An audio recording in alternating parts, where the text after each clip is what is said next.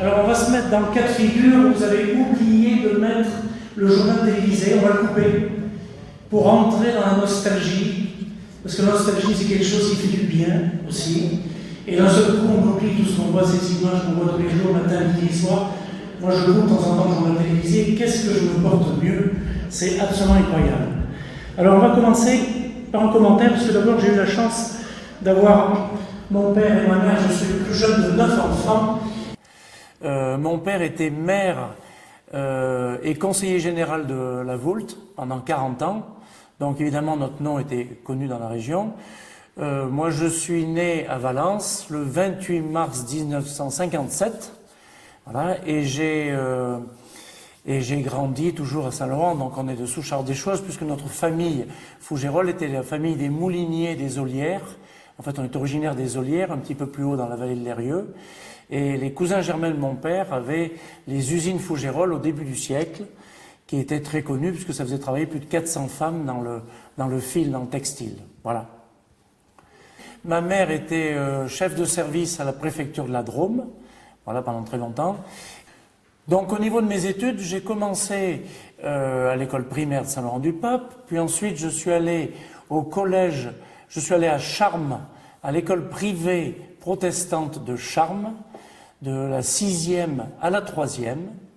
Et après la 3e, pour qu'on puisse aller au lycée de Valence, je voulais aller au lycée agricole de Valence, on était obligé de faire une 2e, 3e à Guilherand-Granges, pour pouvoir, parce que les gens de Guilherand-Granges avaient un accord pour pouvoir aller au lycée de Valence ensuite. C'était quand même compliqué, puisque sinon j'aurais dû aller plutôt sur Privas. Mais, habitant Saint-Laurent-du-Pape, en passant par le collège de Granges, j'ai pu rentrer au lycée agricole du Valentin. Donc j'ai fait mes études agricoles, la seconde, la première, la terminale. J'ai donc un BTAG, un brevet de technicien agricole. Et ensuite j'ai fait un BTS, donc Bac plus 2, au Valentin toujours, qui s'appelait Tradicopa, c'est-à-dire transformation, distribution et commercialisation des produits agricoles.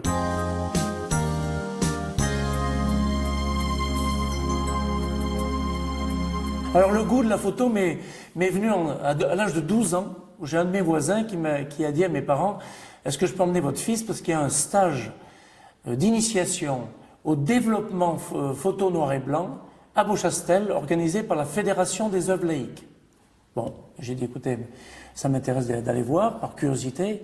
Et là, ça a été le coup de foudre, parce qu'il y avait un laboratoire tout installé, et de voir la magie du papier qui sort dans le révélateur et la photo qui apparaît, je me suis dit, ça c'est quelque chose de génial.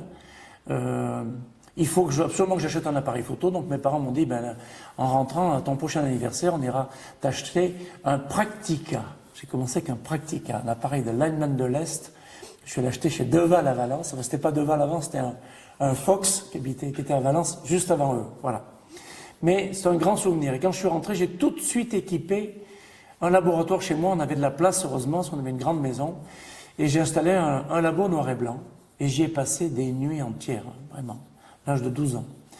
Et puis suite à ça, eh ben, j'ai fait pendant 10 ans des photos.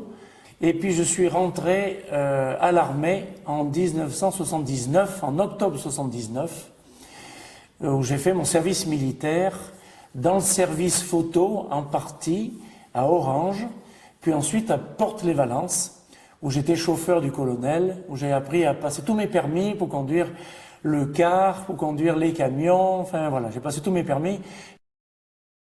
Après, je suis tombé dans le service photo à l'armée. Donc ça m'a permis de conforter. À Porte-les-Valences, un général arrive en hélicoptère, se pose, et puis avec culot, je dis au colonel, est-ce que je peux pas monter dans l'hélicoptère? Ça me permettrait de faire une photo d'hélicoptère de la base, et puis je vous l'offre. Il m'a dit, écoutez, pas de problème, on va leur demander. Et c'est comme ça que j'ai commencé la première photo aérienne non installée à l'armée. Suite à ça, je sors de l'armée en 1980, enfin 79, fin 79, et les établissements Marans à Valence, le magasin Camarade Valence, chez qui j'achetais mon papier, me dit « on cherche un vendeur, mais on a déjà 70 demandes, on a des CV, mais toi on te connaît, mais écoute, on te connaît parce que tu viens depuis très longtemps acheter ton papier et tout, écoute, viens faire un essai une semaine », et puis ils m'ont embauché. Et j'ai passé 5 ans chez eux, parce qu'à l'époque, pour pouvoir s'installer comme photographe, il fallait avoir 5 ans d'expérience dans un magasin photo, ce qui n'existe plus aujourd'hui, bien malheureusement d'ailleurs. Donc j'ai fait mes 5 ans, puis au bout de 5 ans, je leur ai dit, est-ce qu'on ne pourrait pas créer de la prise de vue à Valence? Il m'a dit, nous on est voué à faire du matériel, à vendre du matériel et tout, c'est pas notre façon de voir les choses. Eh bien, j'ai dit, écoutez, moi je vais m'installer parce que j'ai envie de faire de la prise de vue. Je suis parti à ce moment-là en vacances à Biarritz, au Pays Basque, et là j'ai rencontré une vitrine de photographes, à vous couper le souffle, où je me suis dit, il faut que je pousse la porte, il faut que j'aille voir. Et puis j'ai rencontré un photographe qui est une des 10 meilleures pointures de France, qui malheureusement ne vit plus aujourd'hui, Xavier Hilot, qui faisait de la photo publicitaire, industrielle, portrait, mariage, paysage, ce que j'ai toujours aimé. Et là, la variété du métier, ça a été le déclencheur. Je suis allé chez lui l'été pendant 3 ans au pair, c'est-à-dire que je portais les éclairages et puis il nourrissait en contrepartie, et j'ai suivi, j'ai pris des notes dans tous les domaines de la prise de vue. Voilà mes grands débuts dans la photographie. Alors en rentrant chez moi suite à cette rencontre extraordinaire de Biarritz, j'ai décidé de créer un studio chez moi, dans ma chambre à Saint-Laurent-du-Pape. Donc le dimanche matin, je faisais des portraits. Je venais d'acheter à mon collègue de Biarritz un RB67, un 6.7, un appareil professionnel mécanique extraordinaire. Et j'ai décidé donc de lancer des portraits le dimanche matin. Donc j'ai commencé par faire des cartes commerciales, toutes petites cartes commerciales, et je me suis installé en activité secondaire. J'étais toujours vendeur chez eux, encore un petit peu, et puis tout doucement, je voulais voir ce que pouvait donner de démarrer à la maison. Alors j'ai fait des cartes commerciales que je suis allé mettre dans les commerces de mon village, chez les 2 bouchers, chez les 2 boulangers, parce qu'il y avait 4-5 commerces, et je leur ai dit, je vais photographier vos enfants, et je vous demande de mettre un agrandissement dans votre magasin pour que ça fasse parler de moi, et que ça permette aux gens de venir découvrir ce que c'est que le portrait. Donc j'ai commencé comme ça, et j'ai fait 35 portraits la première année, dans ma chambre. Donc, je faisais vite mon lit, je tirais le lit, et j'installais un petit studio. Et puis très vite, je me suis dit, il faut quand même progresser dans l'éclairage, hein, parce que j'avais bien beau avoir des notes de mon collègue de Biarritz. Je suis rentré en contact avec le groupement national des photographes professionnels, qui s'appelait le GNPP, à Paris. Et on m'a accueilli très gentiment, il faut être adhérent, très bien. Et puis il y a un congrès dans quelques mois, ben venez. Et donc en 1986, j'ai suivi le premier congrès national des photographes professionnels à Chalon-sur-Saône, on se rappelle toujours, hein. Et là j'ai rencontré des photographes avec les mêmes difficultés ou des très grandes pointures, et on m'a dit, ben, il faut faire des stages. Donc je n'ai pas du tout de diplôme photo, ça étonne toujours les gens, mais j'ai suivi des stages de tout style. Le premier stage que j'ai fait, c'était des photos de parfums à Paris, avec un très grand photographe qui faisait que des photos pour L'Oréal. Il nous a montré comment on éclaire un tube de rouge à lèvres, un parfum, la transparence d'un parfum. Voilà. Alors je suis rentré en faisant des photos de transparence tout de suite. Donc j'ai décidé de me lancer contre l'avis de tout le monde. Alors ça j'insiste, c'est-à-dire ma famille m'a dit la photographie ça marche pas, on peut pas en faire un métier, ça me paraît difficile. Le maire du village qui était un copain à Beauchastel, Henri Bouvier, m'a dit écoute, avoir 70 mètres carrés pour vendre des pellicules, moi tu me fais peur, ça me paraît. Les banques m'ont dit oh là là, lancer un magasin de photos à Beauchastel. Mais qu'est-ce que c'est que la prise de vue? Enfin, on va vous autoriser qu'une partie du prêt, mais pas tout, ça nous paraît trop dangereux. Mais moi, j'y croyais. Parce que la prise de vue, dans toutes les revues d'aujourd'hui, il y a des photos, dans tout. Donc, ils ne savaient pas ce que c'était que la prise de vue. Alors, j'aurais dit, écoutez, est-ce qu'on peut me recevoir à la commission de prêt, à l'endroit où vous décidez? Logiquement, on n'a pas le droit d'y aller, mais on accepte de manière un petit peu exceptionnelle que vous veniez présenter votre projet.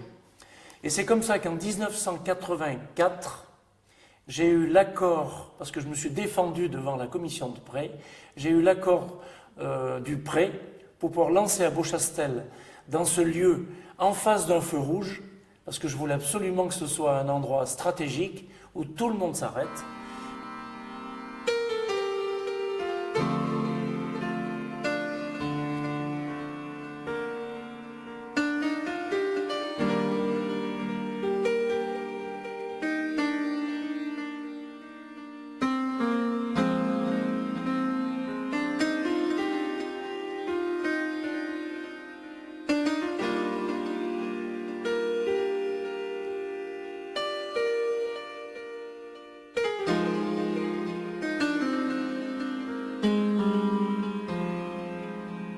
dans ce studio ici où c'était une ancienne menuiserie.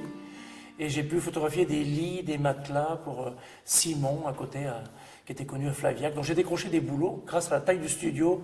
Et j'ai lancé donc en juillet 84, ça fait donc 35 ans aujourd'hui, je suis installé à Beauchastel et que je dis partout que c'est beaucoup plus facile de travailler dans un petit village où on est reconnu plutôt qu'en ville où on est anonyme. Voilà.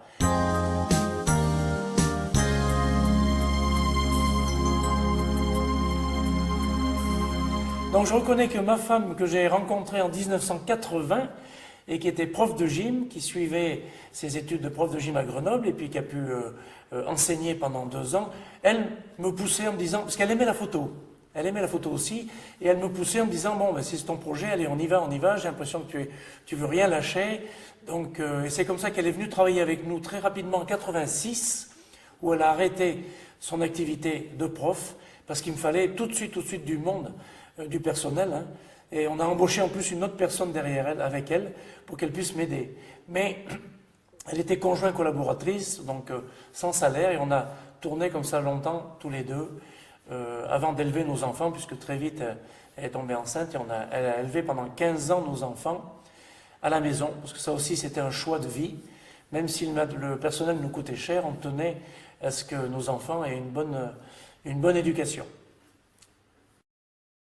Au début, si tu veux, c'est la rencontre avec Claude, pas forcément au niveau photographique, mais cette rencontre de personnes, voilà. Donc ce qui nous a rapprochés, c'est ce côté humain, et non pas la photographie. Mais c'est vrai que bon, la photographie, c'est sa vie, sa passion. La rencontre avec les gens, c'est ce qui le fait avancer au quotidien. Donc moi, j'ai adhéré, enfin, je veux dire, c'est naturellement, avec lui. Voilà, on a avancé ensemble dans cette vie-là et on ne regrette rien. C'est quelque chose de très enrichissant, ces rencontres-là. Voilà. Dans le métier de photographe, quand on me pose la question qu'est-ce que la photo, d'abord c'est de laisser une trace. Quand je prends quelqu'un en photo, une famille, dans un portrait ou autre, je laisse une trace. C'est mon plus grand plaisir de photographe. Cette photo, quand elle va prendre du temps, elle va vieillir, on va la retrouver avec un plaisir énorme.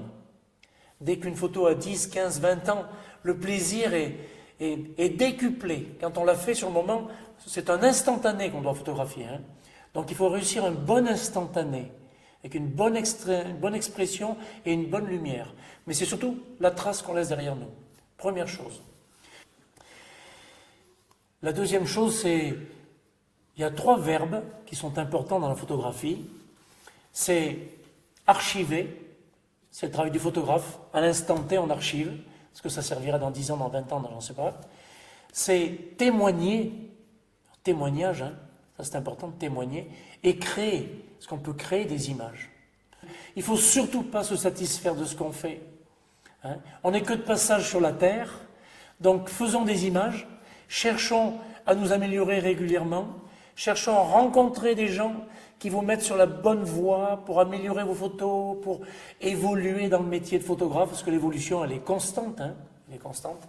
Mais c'est avant tout de chercher à progresser tout le temps. Tout le temps. Moi, c'est de chercher à progresser, c'est pour ça que je fais de la formation et que je fais évoluer mon stage constamment, comme je fais évoluer mes soirées constamment, pour toujours apporter quelque chose de nouveau, à petite dose. J'ai horreur de la routine. La routine, c'est quelque chose de terrible, que des tas de gens utilisent, mais non, moi la routine, c'est quelque chose qui ne me convient pas. Donc je cherche toujours à faire mieux. Tu connais pas les Bruyères? Si, c'est ceux qui sont à la Garenne. Parce que dans le métier de photographe, il y a 2 choses capitales. L'appareil photo, on s'en fiche, hein, quelle marque on utilise et tout ça. Les gens sont polarisés sur le matériel en me disant, oh là là, vous avez un Canon, vous avez un Nikon, vous avez un Sony, c'est super, ça fait de belles photos. Non, c'est celui qui est derrière qui fait de belles photos. Le matériel, c'est un outil, c'est tout. Alors, il y en a des plus confortables que d'autres, on est d'accord, c'est pareil pour la caméra, mais la chose la plus importante, c'est la relation. Créer une rencontre. La vie est faite de rencontres. Donc quand on crée ce lien, c'est vraiment quelque chose d'intéressant. Et puis la deuxième chose, c'est la lumière. Donc je vais placer mon personnage à contre-jour. Parce qu'à contre-jour, on découpe la personne.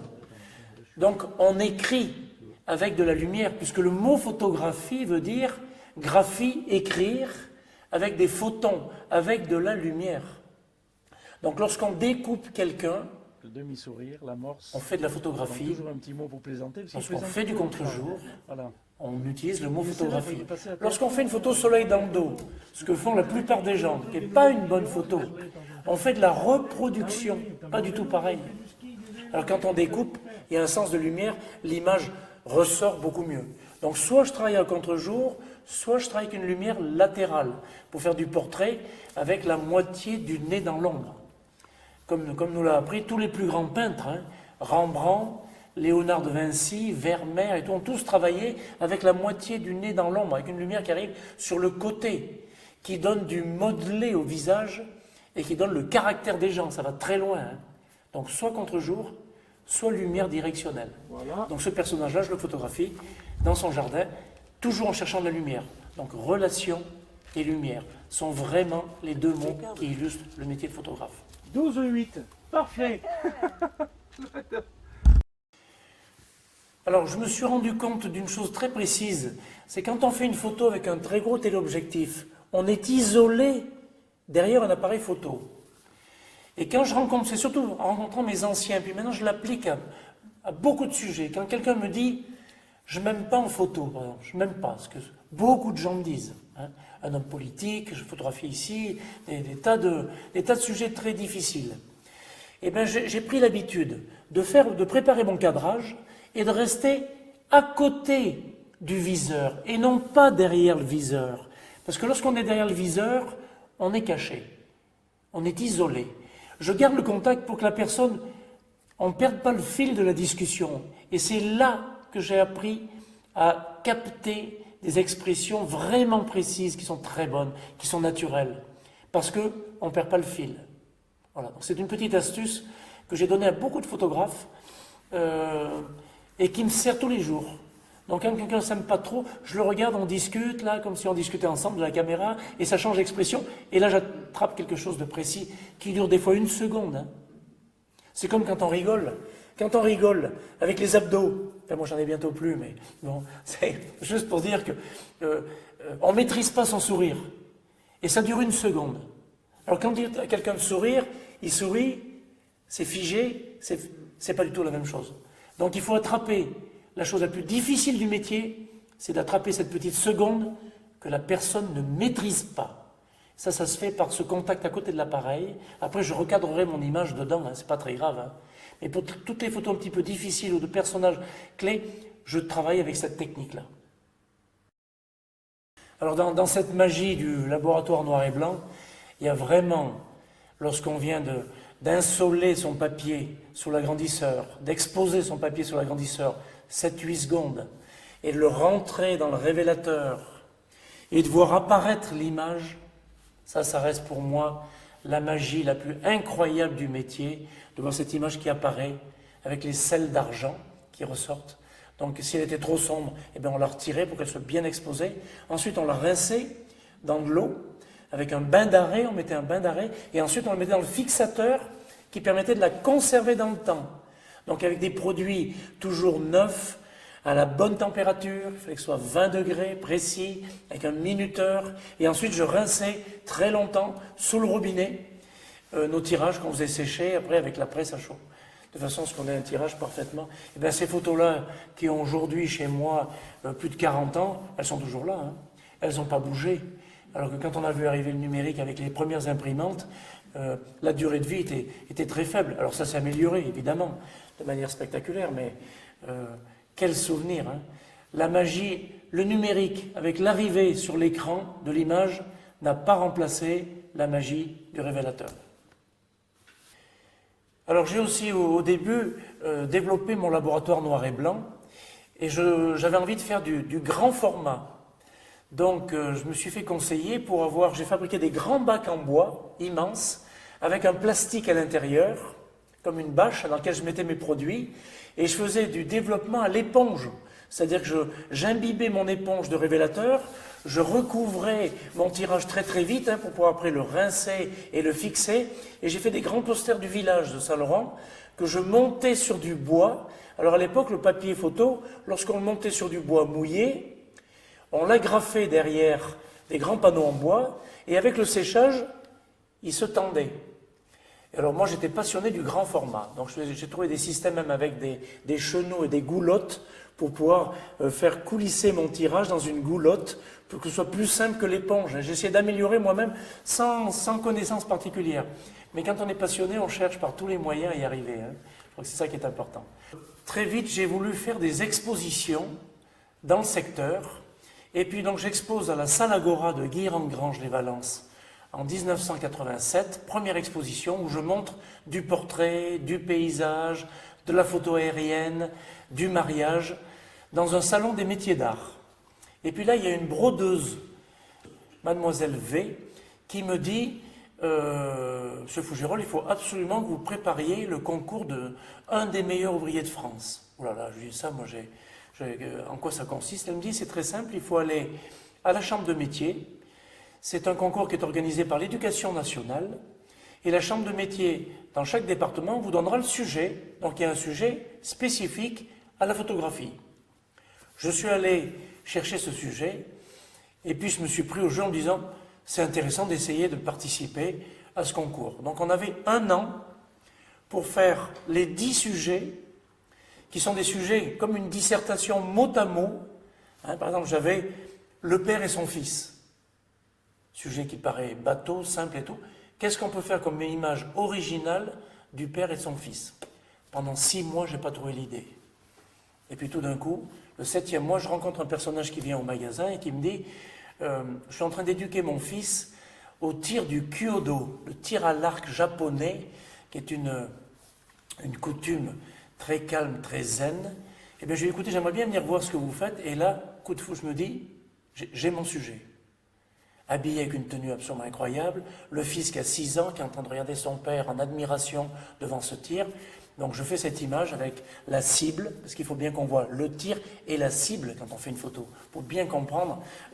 Voilà, c'était un des 10 sujets. Et puis après, je me suis mis dans les 10 sujets, les uns après les autres, et puis j'ai envoyé mon travail. Et puis 6 mois après, 3 ou 4 mois après, on m'appelle un soir pour me dire « Vous venez d'avoir le titre de un des meilleurs ouvriers de France ».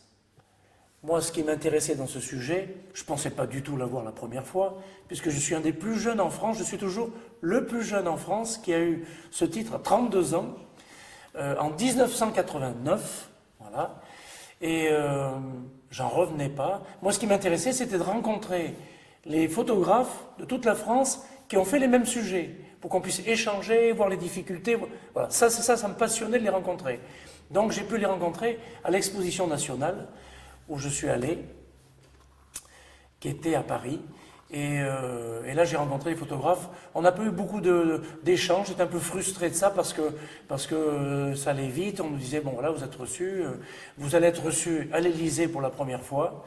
François Mitterrand a décidé de recevoir à l'Élysée, ce qui ne se faisait pas avant. On n'était reçus qu'à la Sorbonne. Et donc, en 1991, 2 ans après, parce que ce concours marche par tiers. Le concours dure 3 ans, 89, 90, 91. Et c'est en 91, à la fin des 3 tiers, parce qu'il y a 250 métiers en France qui peuvent concourir à ce titre, on a été reçu à l'Élysée le 12 juin 91. Alors ça, c'est un moment absolument extraordinaire. On achète un costume, on arrive à Paris, je prends le taxi, je raconte l'anecdote parce qu'il y a des anecdotes incroyables, je monte dans le taxi et je dis au chauffeur, l'Élysée. Il me regarde dans le rétroviseur et au bout de 20 secondes, il me dit « Dans quelle entrée l'Élysée ?»« L'entrée principale. » Bon, très bien. Alors il me dit « Vous allez voir Dieu ?»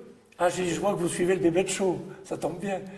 Et puis suite à ça, eh bien, je dis voilà, je vous explique pourquoi. On vient de recevoir le titre de meilleur ouvrier de France et en photographie, oh là là, il me dit c'est super et tout, mais écoutez, je vais vous poser. Puis on arrive devant l'Élysée, il y avait des taxis.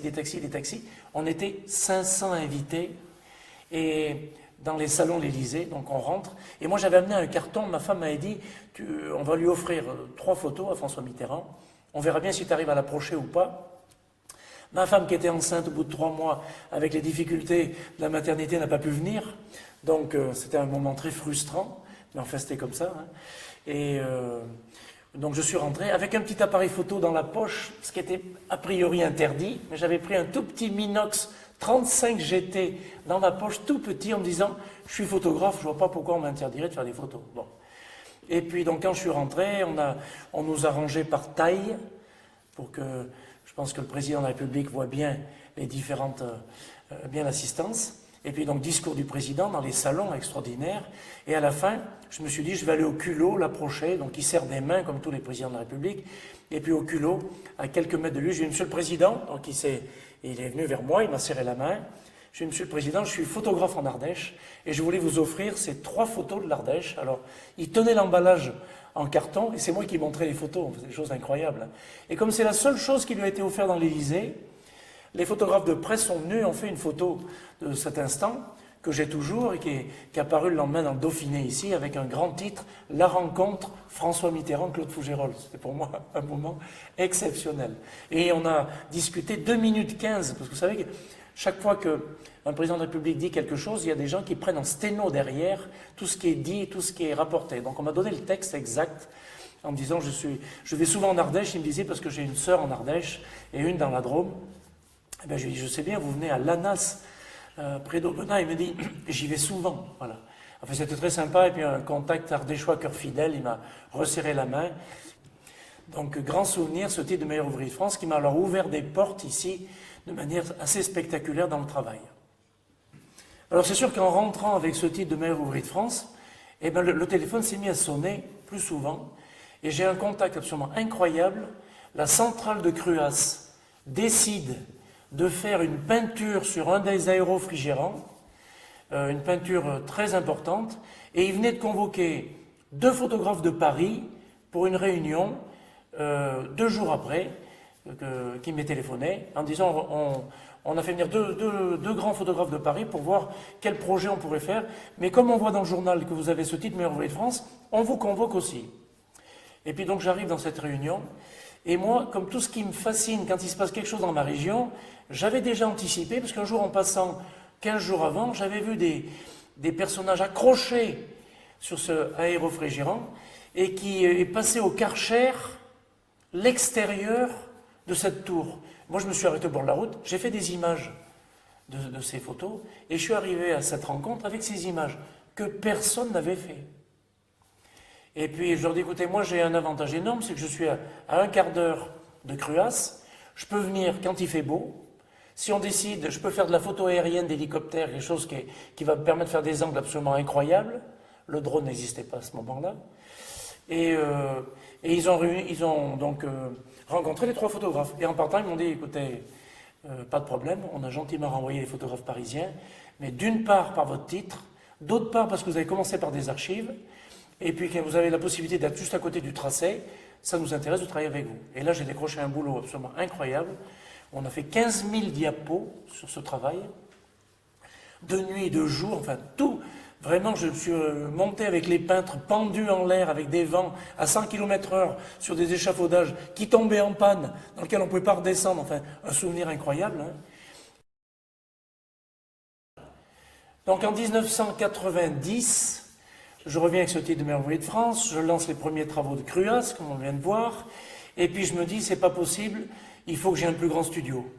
Parce que on va certainement me contacter pour des objets de plus en plus grands. On m'a dit, est-ce que vous pouvez photographier des matelas, des sommiers, Eh bien, j'ai dit, je vais essayer de trouver un local. Et puis il se trouve que, contigu à mon magasin, il y avait une menuiserie ici. Et M. Rieux, qui était le menuisier ici, prenait sa retraite. Donc j'étais intéressé, mais évidemment, le prix ne correspondait pas à ce que je voulais. Donc j'ai attendu 1 an. Il a fait visiter à 100 personnes et il n'a jamais pu le vendre. Donc après, on a convenu d'un prix ensemble et j'ai donc acheté en 91 le studio ici, 100 mètres carrés, dans lequel j'ai fait les travaux. J'allais dire encore contre l'avis de tout le monde, m'a dit mais tu es fou, entre Lyon et Avignon, il n'y a pas de studio aussi grand, et tu veux créer, ben j'ai justement, puisque je suis au milieu, je veux créer un studio, parce qu'il n'y a pas de secret, je veux prendre de l'avance. On était donc en 91, hein, suite aux événements de la guerre qui était lancée dans le Golfe à cette époque-là, hein, c'était quand même pas une période très faste non plus. Et puis ben, ça m'a donné raison, évidemment, puisque j'ai très vite photographié pour Ardelaine, à Saint-Pierreville, qui m'amenait des lits. Ici, on a reconstitué des chambres ici. J'avais de la place. Ils pouvaient repasser les tissus d'un côté et on a remonté comme si c'était des chambres à l'intérieur. J'ai travaillé pour Seabox à Guérande-Grange, à qui j'ai reconstitué des portes d'immeubles ici à l'intérieur. Et j'ai pu ramener des décors. Donc ça m'a permis de me développer avec différents clients dans des domaines très très spécifiques grâce à la place. Hein. Donc ça fait maintenant 20 ans qu'on a ce studio. Moi, je pense que chacun retrouve ce qu'il a envie. Enfin, je veux dire, je me force pas du tout. Ça ne me pénalise pas, ça ne me contrarie pas. Je veux dire, c'est ma vie. Voilà, je suis heureuse de le voir s'épanouir. Moi, je fais ma petite vie à côté.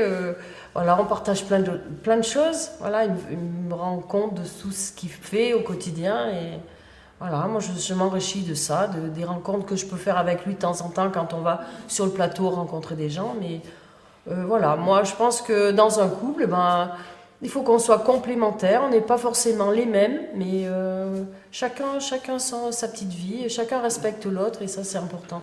Je pense que surtout quand on travaille dans une même entreprise, je pense qu'il est important c'est le respect. Le respect et la liberté de chacun. Donc je donne des stages professionnels depuis 1987. Donc j'ai toujours aimé expliquer aux gens comment je travaillais. Les choses qui marchaient bien, les choses qui ne marchaient pas, je les ai enlevées évidemment. Donc le groupement national des photographes professionnels, quand j'ai été maire de France en 89, m'a dit ben, écoute, tu peux maintenant devenir formateur, si ça te plaît. Par contre, il faut faire un programme, il faut faire des images, il faut que ça donne envie aux photographes d'être photographes. Donc ça c'est quelque chose je pense que j'ai de manière naturelle.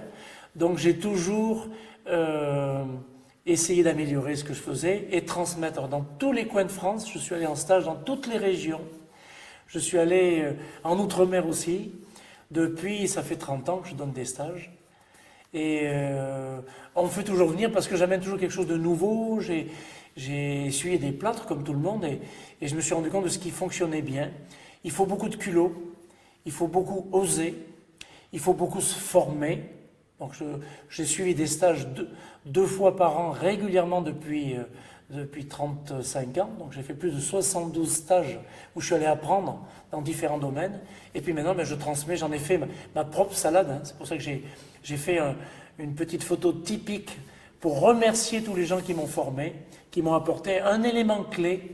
Certains, c'est la lumière. D'autres, c'est la post-production. Les troisièmes, c'est la relation. Les quatrièmes, c'est la variété du métier, dans différents domaines, pour que j'améliore mon travail. Et puis, ce qui m'a permis d'être reconnu dans notre petit village de Beauchastel. Et puis, maintenant, on transmet à des photographes qui se lancent avec les nouveaux statuts d'auto-entrepreneur, puisqu'aujourd'hui, c'est un statut qui permet de démarrer.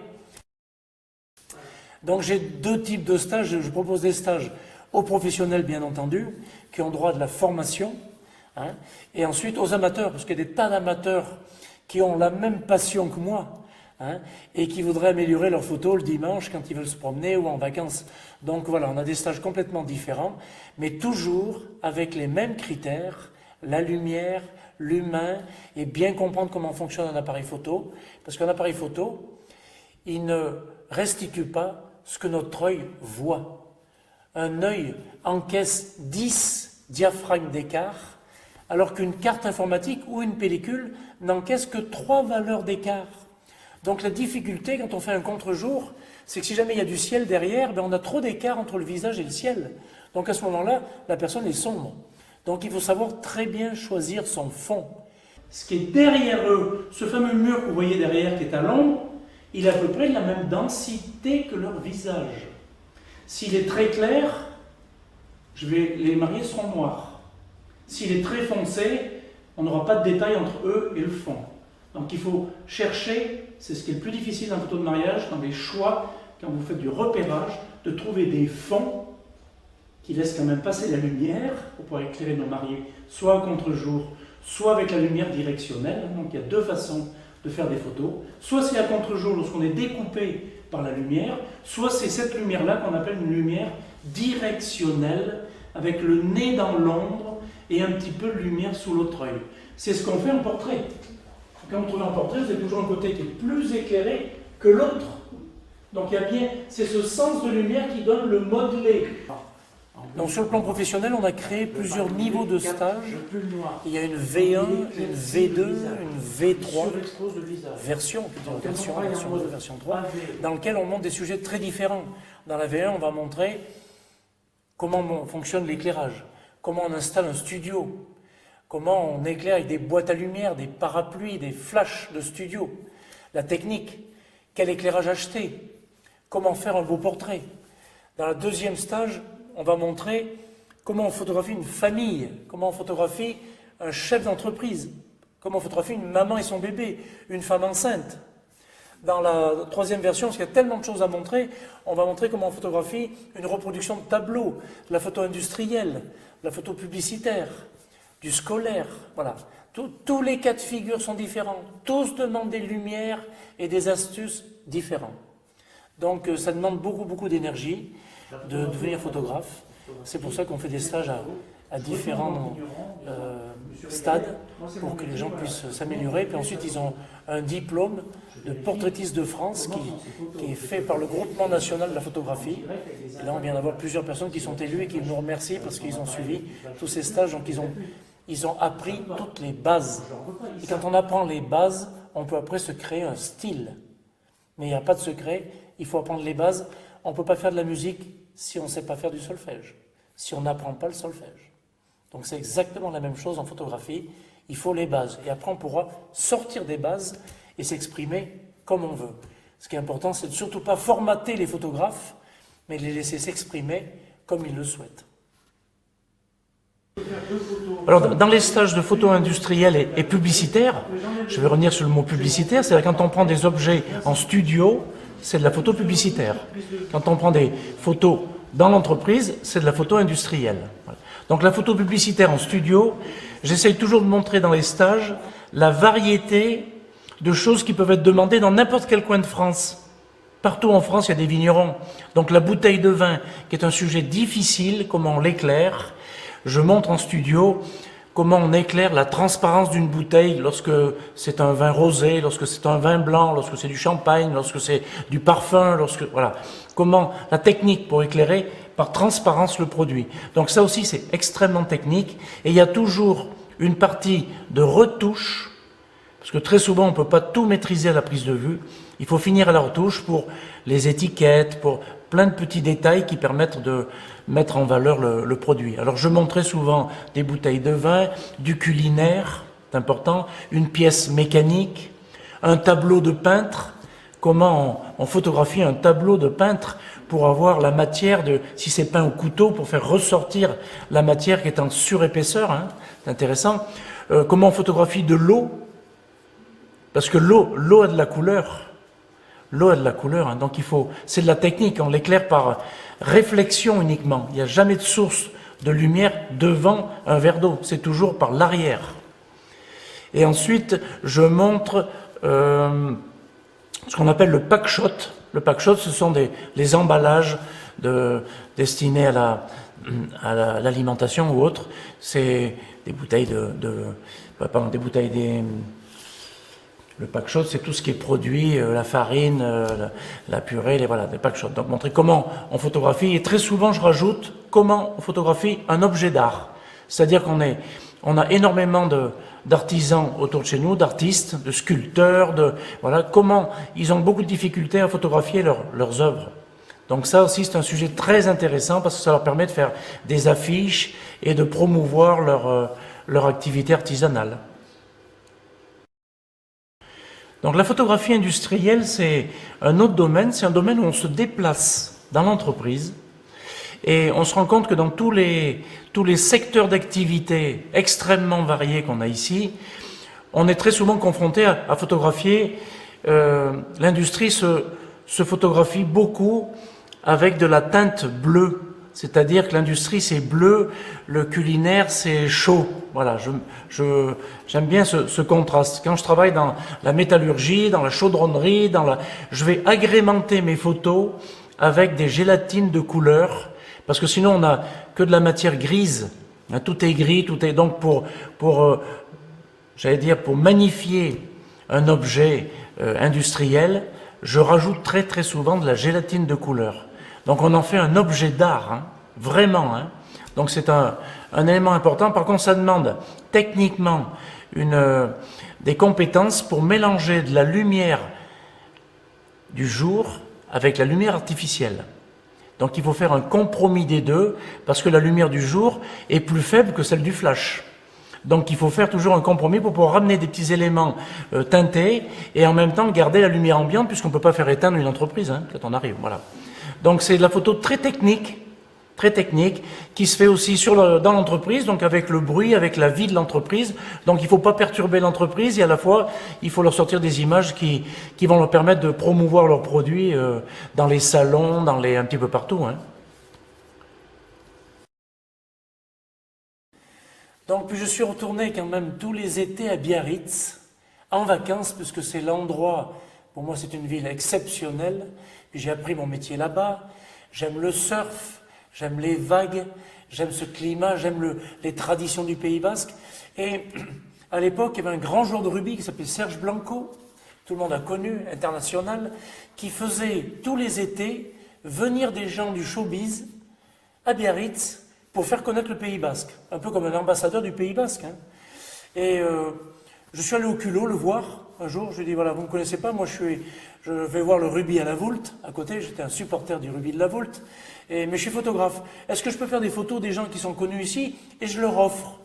Oui, mais écoute, si tu vois ça comme ça, on va se dire tu, et puis il n'y a pas de problème. Donc, et puis tout d'un coup, je vois arriver Patrick Bruel, Gérard Jugnot, des gens du sport de tous les niveaux, des très grands basketteurs, des athlètes, des décathloniens, Gérard Holz, voilà, qui étaient invités, ces gens-là étaient invités pour faire du karting, du rugby, en levée de rideau d'un grand match de rugby. Alors j'ai suivi, ils m'ont fait rentrer dans la pelouse, dans les golfs, un peu partout, et j'ai fait des photos que je développais le soir même, et je leur apportais Jean-Pierre Rive, enfin, des tas de gens connus. Et j'ai fait des tas d'images que je leur offrais. Alors comme je leur offrais ces photos, ils me disaient, pas de problème, viens avec nous ce soir. Et puis j'ai pu continuer à rentrer et à côtoyer tous ces gens.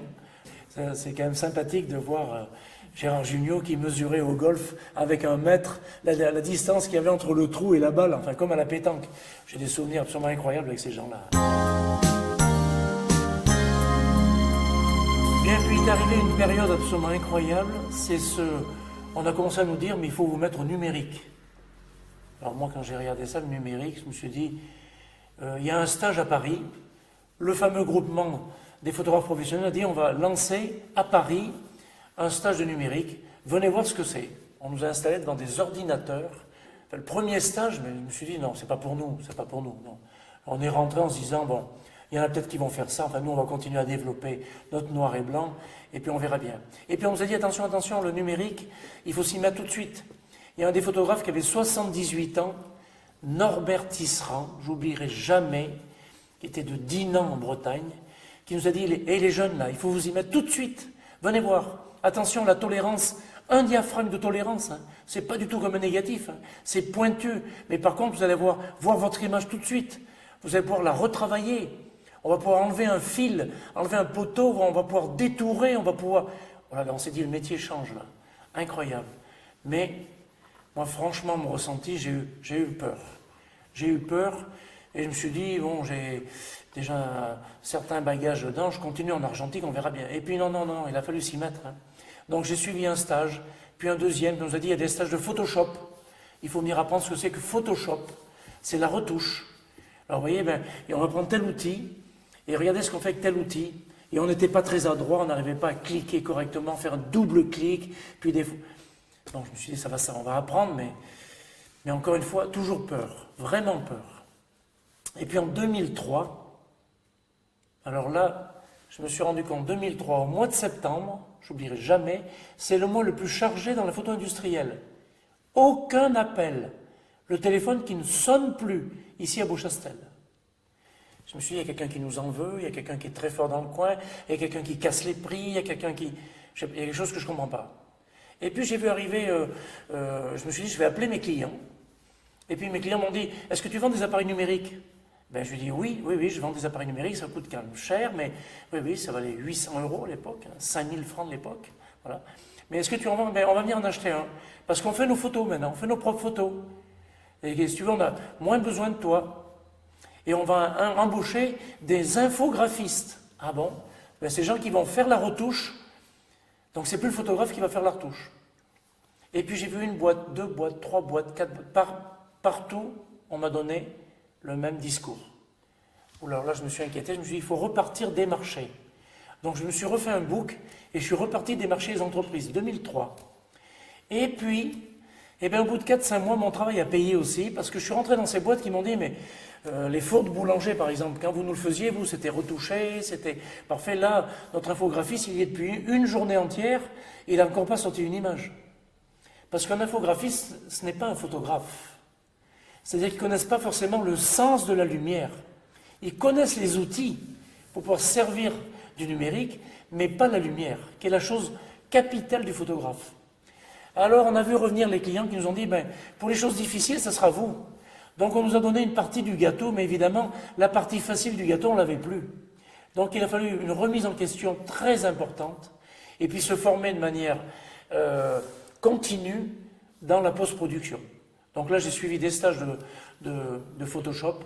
Et puis après est arrivé un nouveau logiciel qui s'appelait Lightroom, qui vient d'arriver, qui est maintenant un logiciel qui a été fait pour les photographes et qu'on apprend puisque je me suis entouré de gens très compétents et d'un formateur à Nantes qui s'appelle Yves Chatin, qui est une des plus grandes pointures en France sur la post-production, qui lui travaillait tous ces éléments-là depuis 20 ans, puisque Photoshop a commencé en 1990, il ne faut pas l'oublier.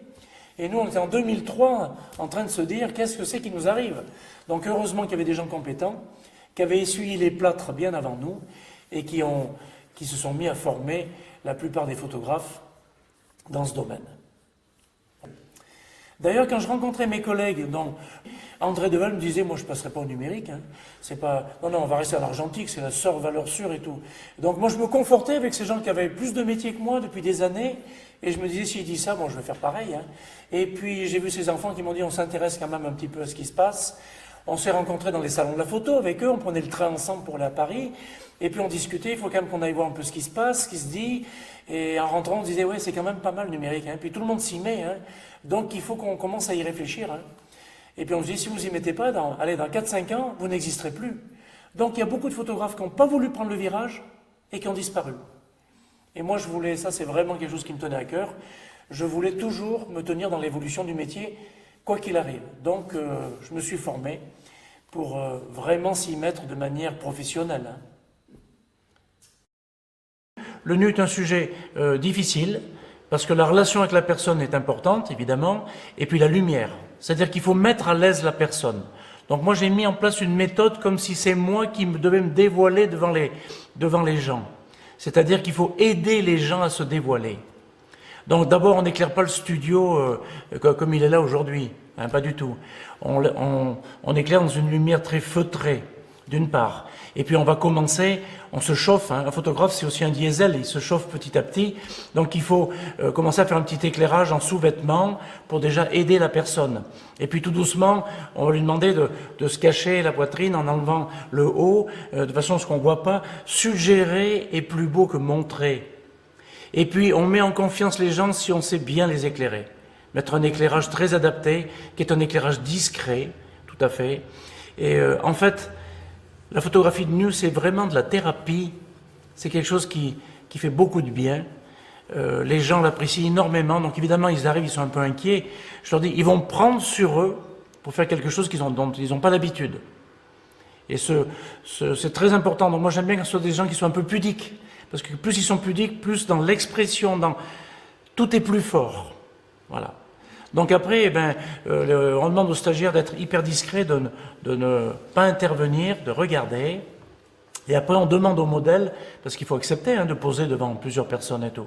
Donc c'est des gens qui ont l'habitude et qui savent que ça va aider les photographes à faire ce type d'image. Voilà. Mais on fait ça de manière très très posée, discrète, et on fait des images très fortes où il y a peu de lumière dessus, où la personne est découpée par la lumière, puisque photographie veut dire écrire avec de la lumière. Oui, l'éclairage de nu, c'est pas un éclairage de portrait. C'est un éclairage où on éclaire une silhouette, alors que dans le portrait, on éclaire un visage, complètement différent. Voilà. Donc c'est vraiment un éclairage de silhouette qui est toujours à contre-jour. Il n'y a pas de lumière de face, très très peu. Oui. Les règles essentielles de la photographie de nu, c'est de bien discuter avec le modèle d'entrée, de travailler uniquement à contre-jour, avec des lumières serrées. On ne travaille pas avec des grandes boîtes à lumière, on travaille avec des lumières étroites, pour avoir vraiment une découpe très très fine. Voilà, c'est important sur le corps. Et puis ensuite, on cherche des poses.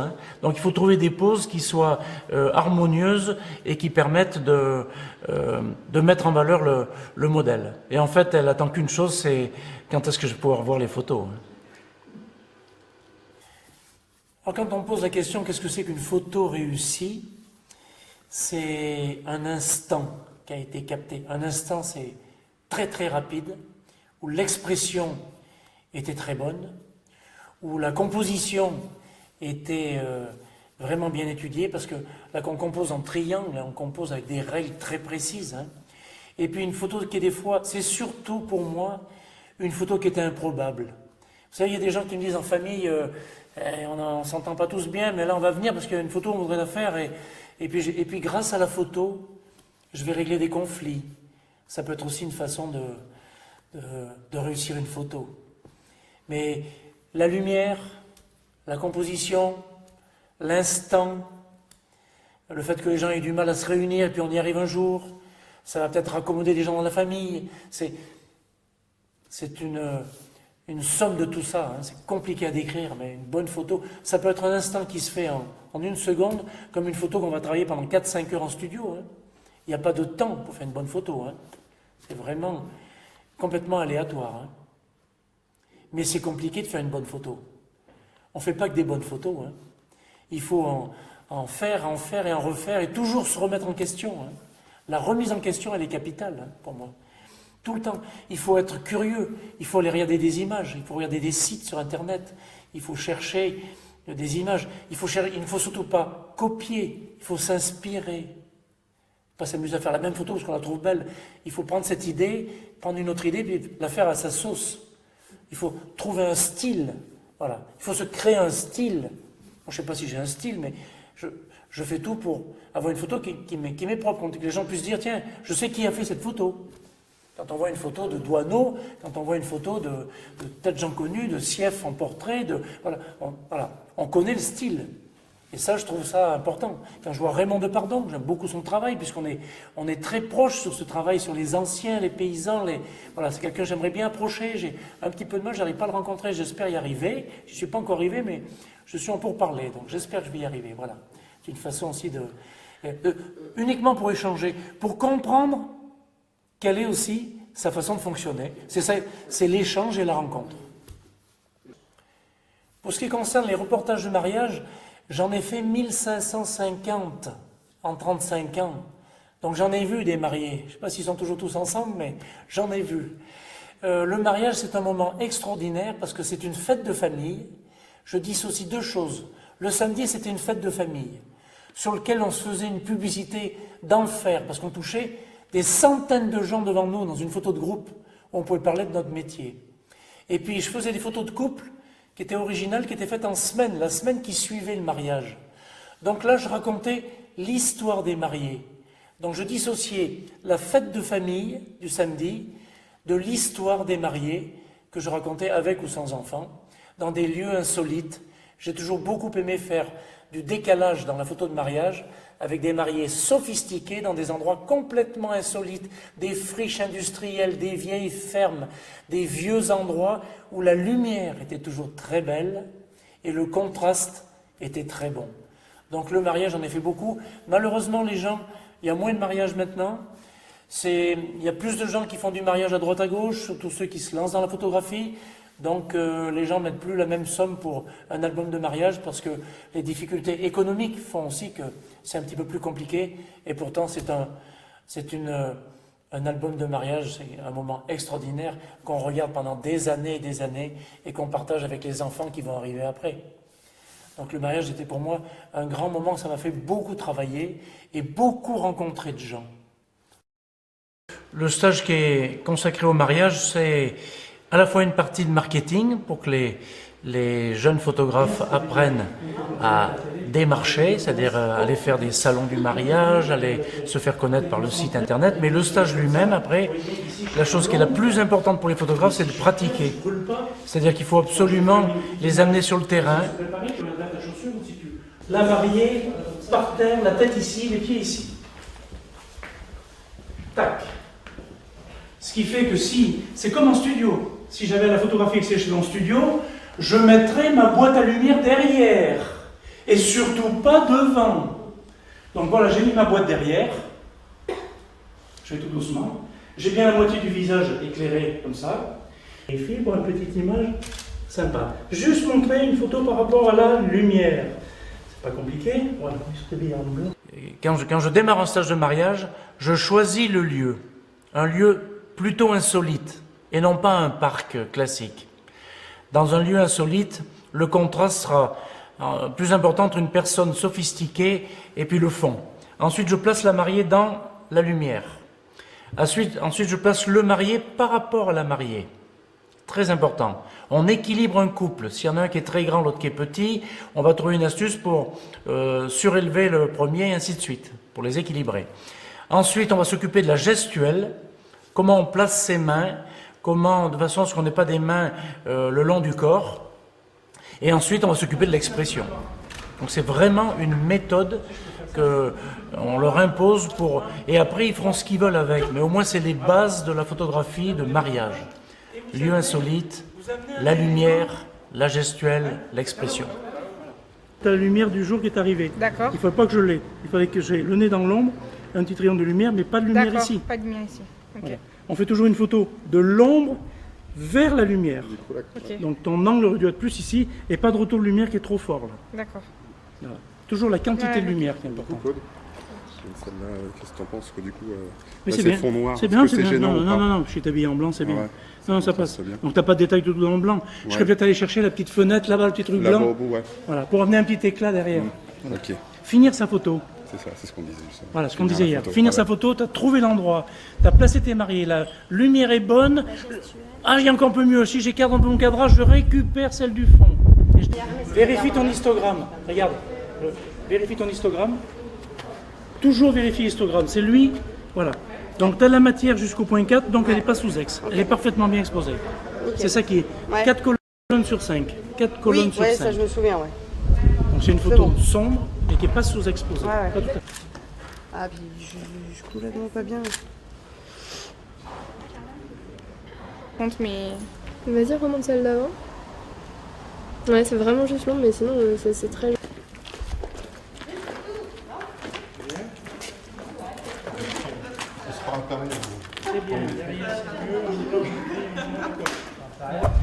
Donc la technique de la vitesse lente, c'est sur pied, à la seconde, et des mariés qui ne bougent pas du tout.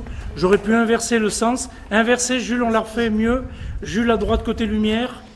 J'ai à la fois des débutants qui viennent voir comment on se positionne en mariage, et à la fois des gens qui ont 10, 15, 20 ans de métier, mais qui viennent chercher des recettes, parce qu'ils sont un peu épuisés d'idées et de... Voilà, d'aller dans un endroit insolite, ça perturbe beaucoup de photographes. Et puis finalement, on se rend compte que c'est très beau, parce qu'il y a un contraste énorme entre les deux. Et puis il faut aussi énormément chercher des idées. Hein. Moi, je fais beaucoup de recherches sur Internet pour trouver des poses nouvelles, pour pas tomber dans la routine. C'est quelque chose qui est terrible, la routine. Donc il faut éviter la routine. Très bien. Alors le portrait en studio, avec des enfants, c'est quand les enfants arrivent, il faut très vite s'en occuper. Donc la première chose, c'est d'expliquer aux parents qui vont s'asseoir sur le côté, qui vont me laisser faire. Il faut qu'on coupe un petit peu le cordon ombilical, là, rapidement. Et les enfants, je me mettrai souvent un genou à terre pour être à la même hauteur qu'eux. Et en fait, il faut énormément rire, les placer. Alors j'ai des petits accessoires, j'ai une grenouille que je mets sur la tête qui ferait rire les enfants. Je fais Donald, je fais des petites choses pour attirer leur attention. Je les installe sur une table pour être à ma hauteur, ce qui fait que ils sont un petit peu aussi conditionnés, ils ne peuvent pas s'échapper. Si on les pose par terre, ils partent dans tous les sens. Les enfants, c'est très difficile à photographier. Il faut les canaliser. Par contre, toutes les minutes, il faut changer d'accessoires pour les amuser. Il faut toujours amener quelque chose de nouveau pour qu'ils soient toujours dans... On a toujours envie d'attraper quelque chose de nouveau, une peluche. Après, ça sera une plume. Après, ça sera des bulles de savon. Après, ça sera toujours quelque chose de nouveau. Donc, un enfant donne tout pendant 25 à 30 minutes, pas plus. Après, on fera une photo de famille avec les parents et tout, mais l'enfant, il est spontané. Il faut attraper des choses essentielles, il faut le canaliser pour qu'on puisse positionner la lumière correctement, et il faut l'amuser. Ça devient un copain. Hein. Tant qu'on ne s'est pas fait apprivoiser avec l'enfant, la photo ne sera pas bonne. Hein. Donc voilà, moi je lâche rien, mais le fait de les faire rire, de les amuser avec un nez de clown, avec... je fais Donald de temps en temps. Donc ça, le son, le bruit, les enfants sont réceptifs. Donc tout de suite, ça les fait rire, donc ils n'ont qu'une envie, c'est... Et le canard, comment il fait le canard? Voilà, donc on parle du canard, donc du coup, on a envie encore du canard. Donc notre relation, on a créé un lien avec l'enfant, qui est plus compliqué à créer avec les parents, hein, très souvent. Voilà. Mais l'enfant reste spontané, on a peu de temps, et il faut tout faire, changer de décor aussi, c'est important. De travailler souvent sur des décors naturels. Je travaille beaucoup sur du bois, avec une courge, avec des accessoires. Voilà. Bien que le portrait, c'est vraiment le visage. Très souvent, j'ai des photos avec les mains, tout simplement, les enfants qui me regardent, même sans sourire. Le sourire n'est pas une finalité dans la photo. C'est un enfant qui ne sourit pas, cette photo durera beaucoup plus dans le temps. C'est intemporel, hein, le noir et blanc, ça durera plus dans le temps. Alors qu'un sourire, c'est spontané, c'est le phénomène que tout parent aime bien. Moi, je suis pour les photos souvent de non-sourire, d'expression, d'enfants qui boudent, parce qu'il se passe quelque chose hein, dans le regard. Voilà. Arrivé. Oh, regarde qui c'est qui arrive, tu vas voir. Regarde. Attention. Il y a des photographes qui présentent à des concours des photos avec 60 calques, des choses incroyables, du montage. Voilà. Alors moi, c'est pas la partie qui m'intéresse le plus, parce que j'aime l'image, la vraie image, l'image simple sur laquelle, pour moi, le numérique a amené l'amélioration d'une photo argentique. C'est tout. Mais pas du barbouillage, pas du travail. Alors je respecte ce que font les gens. On ne sait plus à qui appartient l'image, hein. Si c'est le photographe ou si c'est celui qui retouche. Voilà, moi je suis quand même du côté où l'image doit rester propriétaire du photographe, avant tout, hein, la propriété du photographe. Voilà.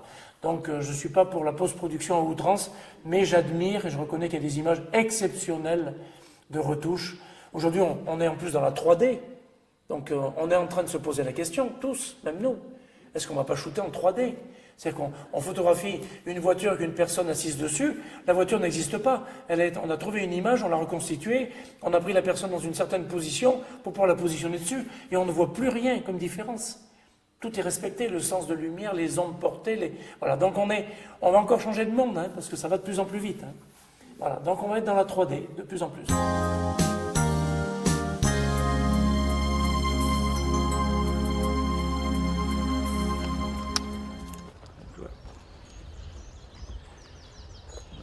Tout ça.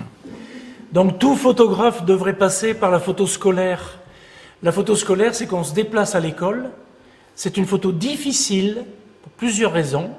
D'abord parce qu'on place les enfants à contre-jour. Très important, ils sont découpés par la lumière. Lorsqu'on est à contre-jour, il faut très bien choisir le fond.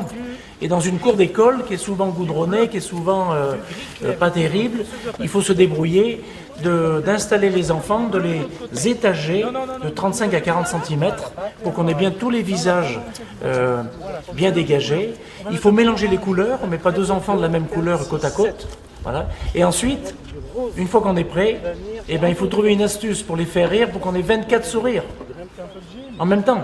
Et qu'il n'y en ait pas qui tournent la tête à droite à gauche, hein, parce qu'ils sont souvent dissipés. Donc il faut quelque chose de spontané, de très rapide, qui les fait rire, et en plusieurs fois, de façon à assurer 5, 6, 7, 8 photos pour en avoir 2 qui vont être bien. Alors le petit astuce que j'ai depuis 36 ans, c'est que j'ai une petite grenouille que je mets évidemment sur ma tête comme ça, et puis dès que je dis aux enfants, vous savez, si jamais elle tombe, vous me le dites, parce qu'on sait, voilà. Et puis ce petit saut fait sourire des milliers d'enfants, puisqu'on a fait un petit compte cet été, et on s'est rendu compte qu'il y a 4 700 000 enfants qui ont vu la grenouille sur ma tête. Donc c'est vraiment quelque chose dont les gens se rappellent dans la rue, ils me disent « Ah mais c'est le monsieur qui a la grenouille, maman !» Voilà. Alors les mamans ne connaissent pas toujours ça, mais voilà, c'est important. Et on a ce côté spontané. Voilà. Donc il faut attraper le côté spontané, parce que les enfants, ils sont nature. Donc, et cette photo de classe est très importante, parce que c'est la seule photo tirée sur papier aujourd'hui, dans la vie qu'on mène aujourd'hui avec le numérique, qui rentre dans les familles, puisque plus personne fait tirer sur papier, ou très peu de gens. Et tout le monde garde des photos dans un ordinateur, ce qui est extrêmement dangereux. Donc jamais oublier ça. Hein. Un tirage sur papier, dans 20 ans, dans 100 ans, il sera toujours là.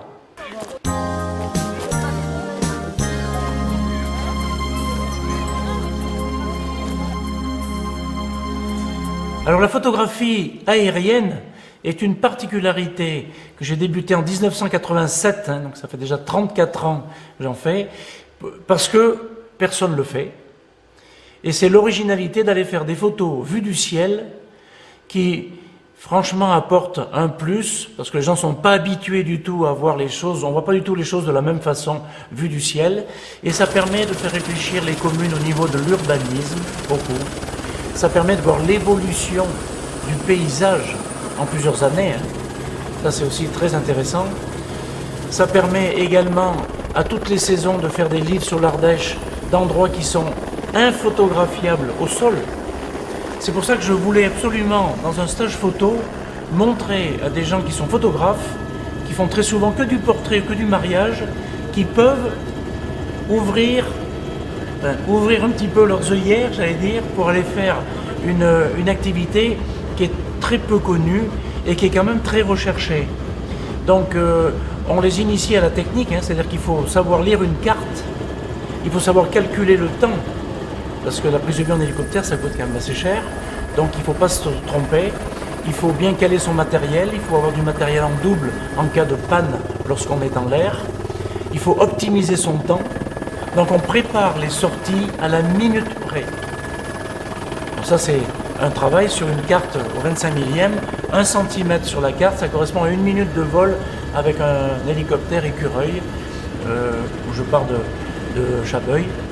Il y a une des plus grandes sociétés d'hélicoptères de France qui s'appelle Jet System Service.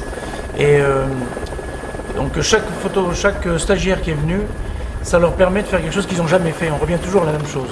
Et il y en a plusieurs qui ont démarré dans ce créneau parce que ça permet derrière de vendre des agrandissements, ça permet de faire des livres sur le tourisme, des livres sur le département. Donc ça, c'est un plus énorme qui permet de constituer une photothèque intéressante.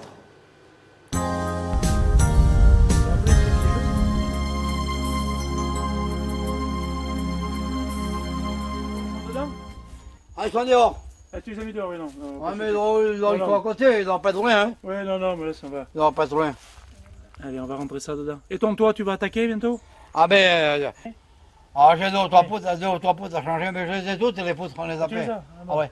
C'est mon frère, quand il a fait sa maison, lui, Vous les gardez? il les avait déjà, on les a gardées. D'accord. Elles étaient sciées, mais on les a gardées. Elles sont à l'abri là-haut dans l'hangar. D'accord. Ah ouais. Depuis plus de 15 ans, je photographie les anciens. Viens boire, Je viens passe boire. en Ardèche, je m'arrête à la Mastre, je vois un ancien dans son jardin, je m'arrête. Bon, je vois donc il y a mon nom sur ma voiture. Ça a toujours été important pour moi parce que ça sécurise. Ah, c'est un photographe. On voit pourquoi il s'arrête. Je dis bonjour. Je ne sors pas d'appareil photo. Bonjour, je suis Jérôme, je suis photographe en page, je fais des photos de paysages.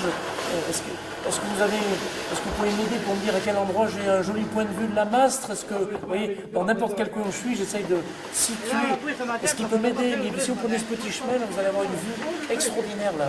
Le matin, là, il y a une très très jolie vue. Bon, mais voilà. Si je la vois grosse, Je cherche des indicateurs. Regarde pour moi manger des fois. Ouais, Bon, c'est comment ça fait. elles sont belles, hein, Voilà. celles-là. Ouais. Et t'as trouvé que c'était plus petit cette année? Ah, mais c'est petit. Ah oui. Ah ouais. Et aussi quoi? Oui, Christine. Voilà, elle est venue au magasin. Elle est coiffeuse. Voilà, c'est ça. Elle est Ouais. venue au magasin pour je sais plus quoi. Elle m'a dit, oh punaise, on s'est régalé de revoir Gilbert et tout. Voilà, tu vois, Ah ouais. les souvenirs. Et si, je sais chez qui je suis allé. C'est gentil, non, Eh merci non, bien, merci. je bois pour lui, tant pis. Voilà, pas de souci. Ah non, je serai habitué là. Voilà, c'est ce qu'il dit. Voilà. Alors je viendrai quand il y a le cochon. Ah, ouais, Moi ouais. je viens tous les mois et demi à peu près là. Voilà. Quand il y a le cochon, s'il y a de la neige, je monterai ouais. aussi. Stable. Eh ouais, je sais bien, je sais bien. Pas Il y a un peu que j'ai mes oreilles qui déconnent. Ouais, ouais, je sais bien. Alors, ça un peu que- bonbonne, ça fait bien. Et alors un peu que j'aime un peu que déconne et que ce portable là, moi, ça marche pas. Ouais, On entend mal. ouais. Alors je comprends pas. Alors j'ai dit tu appelles à mon frère et puis du coup on n'a pas appelé Michel. Et puis aujourd'hui, là, ce matin, là, il m'a dit qu'il connaissait bien finalement, du coup, moi je ne le connaissais pas et puis moi j'ai émotionné pour son père. Hein. Ouais, Ah ouais, Fort, il s'appelle Fort. fort. Ouais. Et elle, sa femme, elle était elle m'a dit, c'est une lapon là-haut de Saint-Serge-la-Serre. Ouais, c'est ça, d'accord. Alors elle m'a tout expliqué après. Et puis du coup, je lui ai dit, mais ta bagnole, tu peux la laisser là, parce que tu vas pas mieux. Elle ne bougera pas. Non, mais Ouais. bon, moi, je connaissais pas, alors bon, Ouais, ouais. c'est bon. Dans oui, le bon, doute, oui. ouais, Quand normal. tu connais pas, hein. C'est du tonnerre, tu veux que je prenne ça en train de Ah, voir voilà. là. Oh, je le surveille parce que parce que les moustaches elles poussent. Ah, ouais. Maintenant, elle vieillit. Oh, lui, mais elles sont belles. Et puis je leur dis en partant, est-ce que je peux faire une photo de vous? Parce que je vois dans votre jardin, moi le jardin potager c'est quelque chose que j'aime beaucoup. Oh ben, oui si vous voulez, enfin Et puis si je fais une photo, je la prends et je la porte. Quelque temps après, j'apporte un tirage photo. C'est une façon de remercier les gens. On ne vole pas l'image. Mais ils m'ont autorisé à faire ça. Et puis on a donc créé un lien.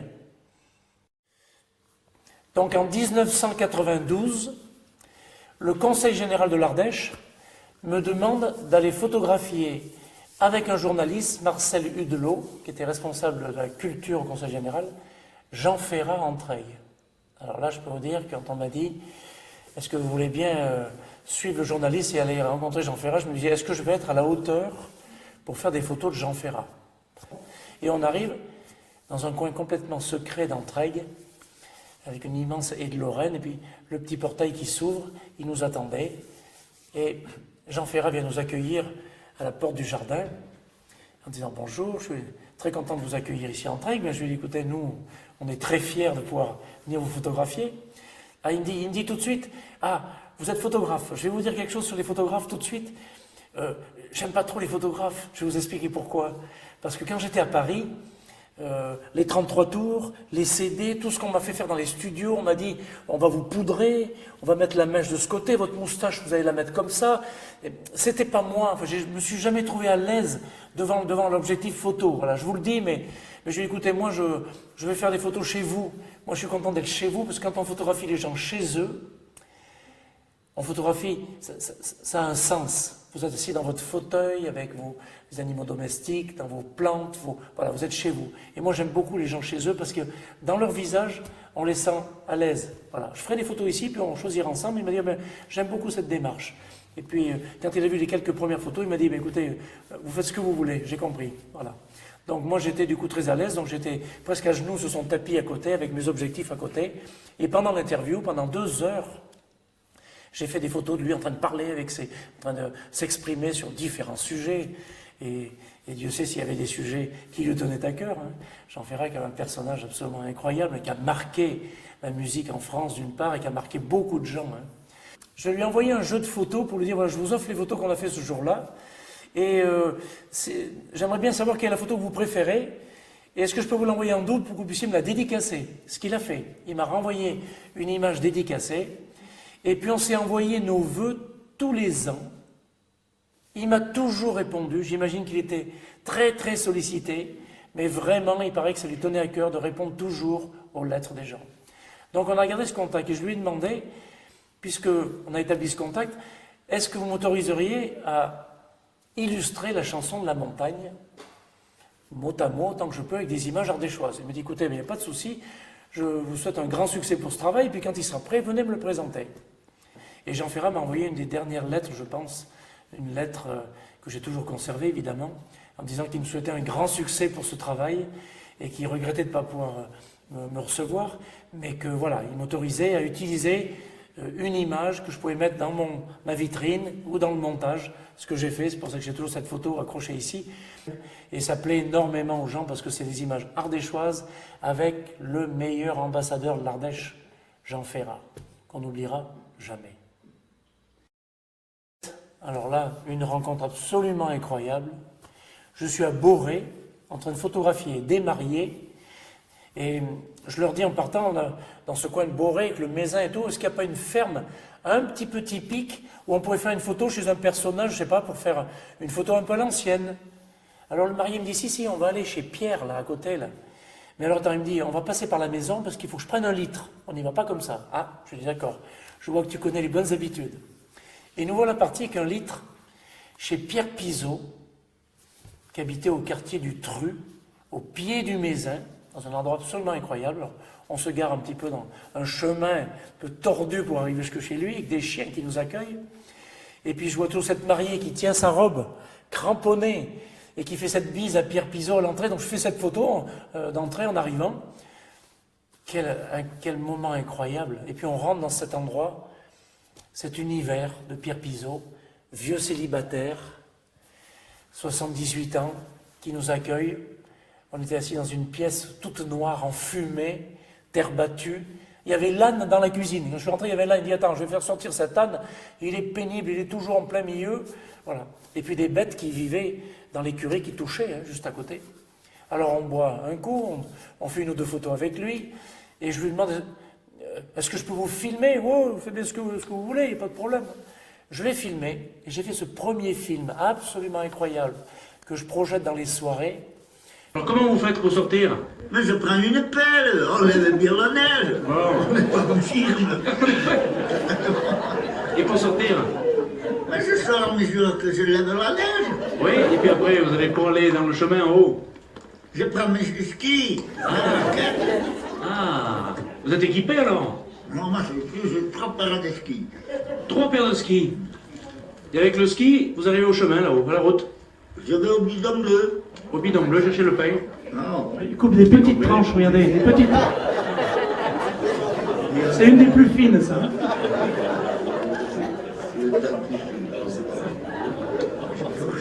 On s'est liés, on s'est tutoyé rapidement.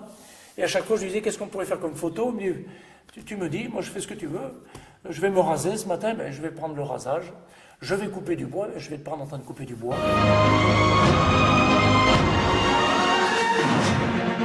Mesdames et messieurs, bonjour. Aujourd'hui, un amoureux des hauts plateaux de l'Ardèche. Il est photographe. Avec lui, du côté de Boré, Didier Guyot et Hugues Philly. Nous sommes sur les hauts plateaux de l'Ardèche par un jour de tempête.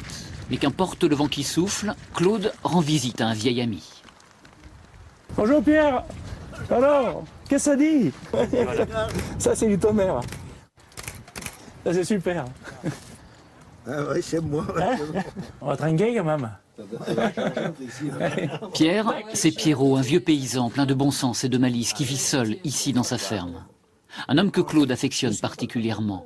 Lui, le photographe qui aime les gens, vient régulièrement l'immortaliser sur papier glacé. Les petits tous, les 2 chiens. C'était pas le même bonnet. Pour moi, le plus important, c'est cet échange qu'on a tous les deux. J'apprends des tas de choses, il me dit on se tutoie. Ben, je lui dis on se tutoie Pierre, pas de souci. Et on échange constamment. Moi j'apprends à quel moment on tombe du bois, des choses qui sont perdues dans la cacophonie de la ville. En bas, comme il dit souvent, ici il y a de la sérénité, on se prend pas la tête et ça fait du bien.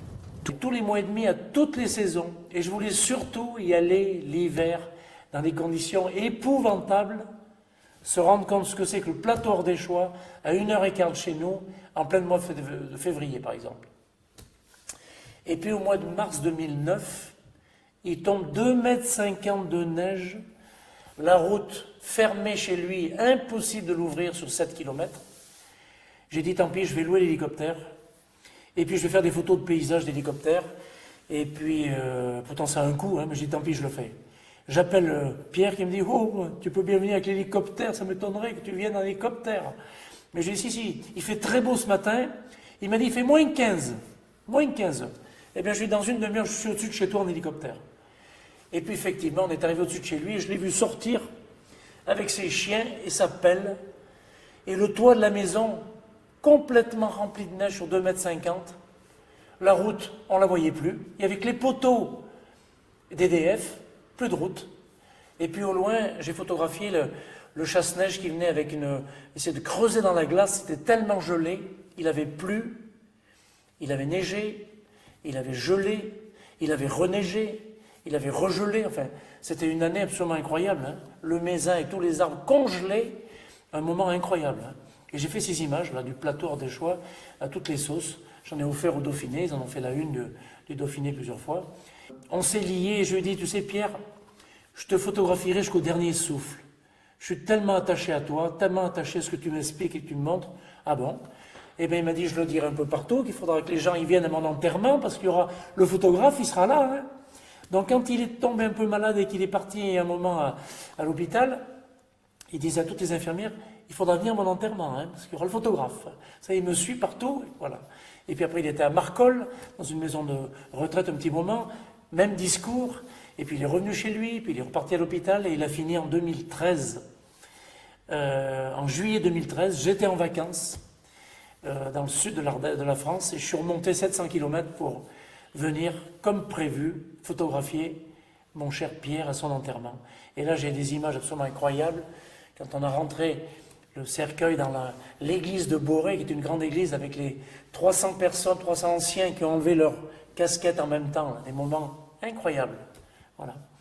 Et puis les gens qui m'ont raconté des anecdotes sur lui, j'en ai beaucoup entendu. Donc j'ai voulu faire un livre que sur lui. Déjà sur le livre précédent, je parlais déjà un petit peu de lui, mais sur le livre Pierre Desboutières, mon ami, j'avais tellement d'images, je me suis dit je vais quand même faire un petit livre et je n'aurais pas pensé que ce livre ait autant de succès puisqu'il s'est très vite distribué et qui a vécu tout seul depuis une quinzaine d'années, qui recevait un monde fou. Tout le monde venait le voir parce qu'il était drôle, parce qu'il rendait service, parce qu'il aimait la rencontre aussi, donc puis dans un endroit absolument incroyable. Et son grand plaisir, c'était de recevoir les gens qui venaient boire un coup, évidemment, souvent, et discuter. Alors je lui dis, Pierre, est-ce que tu as des anecdotes un peu particulières à me raconter? Parce que moi, j'y suis allé 25 fois, et j'ai amené 24 litres de rouge. Et une fois, j'ai oublié. Et en arrivant, il m'a dit, ah, tu as oublié le niveau. Alors ça, c'est resté, je peux vous dire que c'est resté. Alors toutes ces phrases clés, je les ai mis dans le livre. Hein. Et puis pas de souci. Puis il me dit, si un jour mon père était tombé, il était tombé par terre, alors on fait venir le docteur, on le ramasse sur une chaise et tout, et puis on le regarde son genou, le docteur lui dit, vous avez, oh là là, un genou très enflé, c'est un épanchement de synovie. Mais qu'est-ce que Ah, il dit, je vais vous dire ce que c'est de l'eau dans le genou. Ah, il dit, docteur, c'est pas possible, j'en bois jamais. Voilà. Donc ça c'est resté, ça a fait le tour du quartier et de la région. Et puis il parlait toujours de ses esquis. Il me dit, quand il y a beaucoup de neige, je vais sortir mes esquis pour aller au chemin là-haut à 500 mètres au bidon bleu, parce qu'il y avait un bidon bleu sur la route, un peu loin de chez lui, où on lui mettait tous les jeudis de quoi manger, ses papiers, son courrier, et voilà. Donc il montait en ski tous les jours, chercher dans ce bidon bleu des victuailles qui étaient pour lui. Voilà. Dans les personnalités évidemment de rencontrer en Ardèche, alors il y en a une autre qui me tient à cœur, c'est Pierre Rabhi.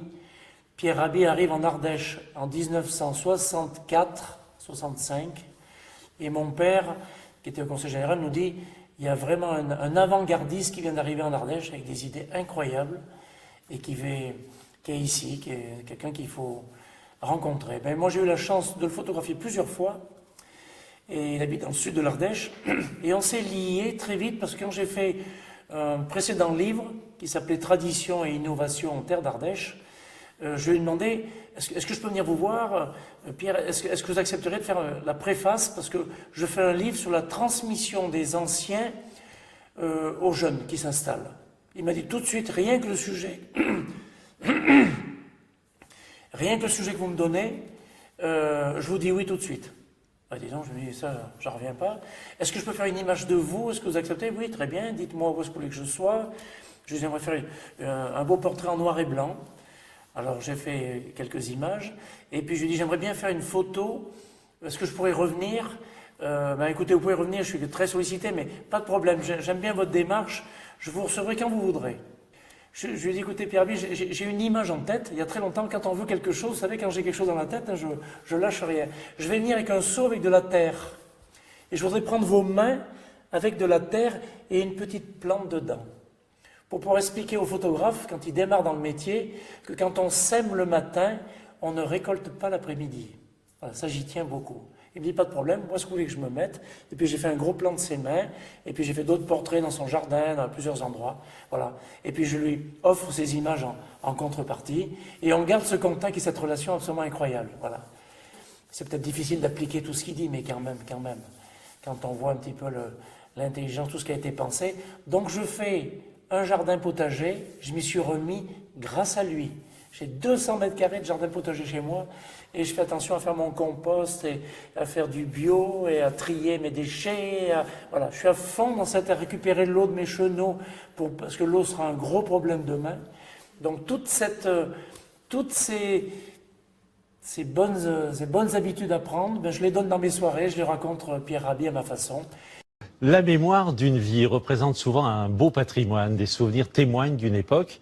Et c'est pour partager toute cette richesse que Didier Guyot et Michael Clément sont allés chez Émile, 83 ans. Ses amis le surnomment Milou. Il vit entouré d'amis, de voisins qui viennent régulièrement le voir et l'écouter dans sa ferme de Saint-Genès-la-Champ en Ardèche. Dans la mesure où je fais des choses qui sortent un peu de l'ordinaire, le contact avec ce côté humanitaire, des choses qui sortent de l'ordinaire, sur des gens du plateau ardéchois, la télévision est à l'affût, tout ça, ils voient dans les journaux, ils surveillent tous les jours l'information dans les journaux. Aussi, je suis déjà passé sur France 3, ils ont toutes les télés en ligne, donc du coup ils me recontactent en me disant, nous on voudrait refaire un sujet avec vous sur ce que vous venez de faire. Alors il n'y a pas de souci. Alors très souvent, moi je les aide parce que d'abord je sais éclairer, j'ai du matériel, je leur trouve le lieu, je leur trouve la personne, je demande l'autorisation avant à tous ces gens, donc je leur prépare quand même le reportage. À chaque fois je les ai aidés, donc ils trouvent que c'est du pain béni. Voilà. On parle avec notre cœur. Et puis, j'aime pas quand on fait refilmer plusieurs fois parce que il faut rester naturel, tout simplement. Mais je réfléchis un tout petit peu à comment je vais leur répondre. Parce qu'ils me donnent pas les questions avant, hein, très rarement. Ce qui est important d'ailleurs, parce que sinon on se prépare, puis on veut... Voilà. La grande règle, c'est il faut être ce qu'on est. Il faut pas essayer d'être ce qu'on n'est pas. Voilà. On est rarement bon dans ce domaine. Donc là, très souvent, je les ai laissés faire. Alors, il y a toujours des anecdotes assez intéressantes parce que je leur dis toujours, si on va photographier des anciens du plateau ardéchois, vous prenez pas votre caméra tout de suite. Hein. Non, on va casser la croûte. On va casser la croûte et puis vous verrez que c'est très souvent au deuxième verre qu'on attrape des choses très intéressantes. Donc je leur dis, laissez faire. Voilà, on fera qu'une prise. Moi, on va poser des questions au bon moment. Je sais très bien sur quoi, qu'est-ce que vous venez chercher, parce qu'il faut aussi les aider. Ils viennent chercher cette originalité, ils viennent chercher ce cadre insolite, et ils viennent chercher ce personnage qui, lui, est aussi complètement nature, hein, parce qu'il est... la caméra, ça ne le gêne pas du tout. Cet échange qu'on a ensemble, et de venir dans ce coin qui est un petit peu reculé, où il y a une qualité de vie finalement, je pense que c'est Milo qui a raison, hein. C'est ce que je me dis souvent. Ici on est bien. On n'est pas bien ici tous ensemble là, en train de casser la croûte? Voilà. Dans un monde qui parfois va beaucoup trop vite, on appelle cela une parenthèse bienveillante. Des instants de partage entre amis. Il est dans son monde à lui, donc et à mon avis je pense qu'il a raison, parce qu'il est dans cette sérénité et dans ce calme qu'on peut avoir lorsqu'on est à la campagne. Hein. La nature et la campagne, ça reste pour moi un élément où on peut développer plein de choses dans le calme et dans la sérénité. Vraiment.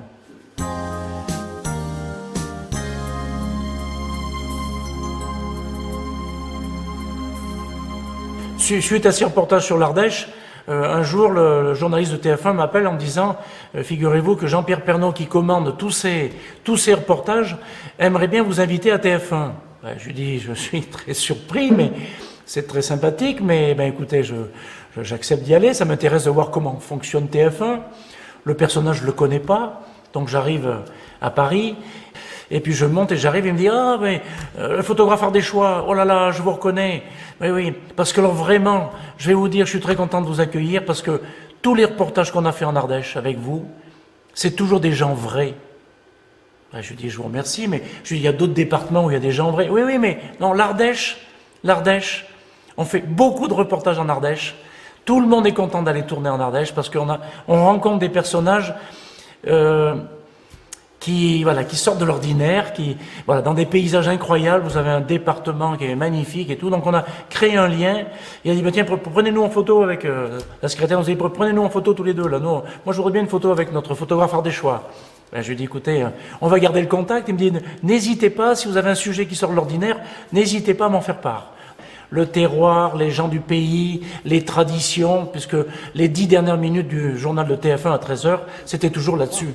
Il m'a dit si je pouvais présenter que cette partie-là, mais en tant que journaliste, je suis bien obligé de présenter le reste. Allez, ben écoute, voilà. On te laisse travailler. Oh, mais moi, j'ai tout le temps, hein.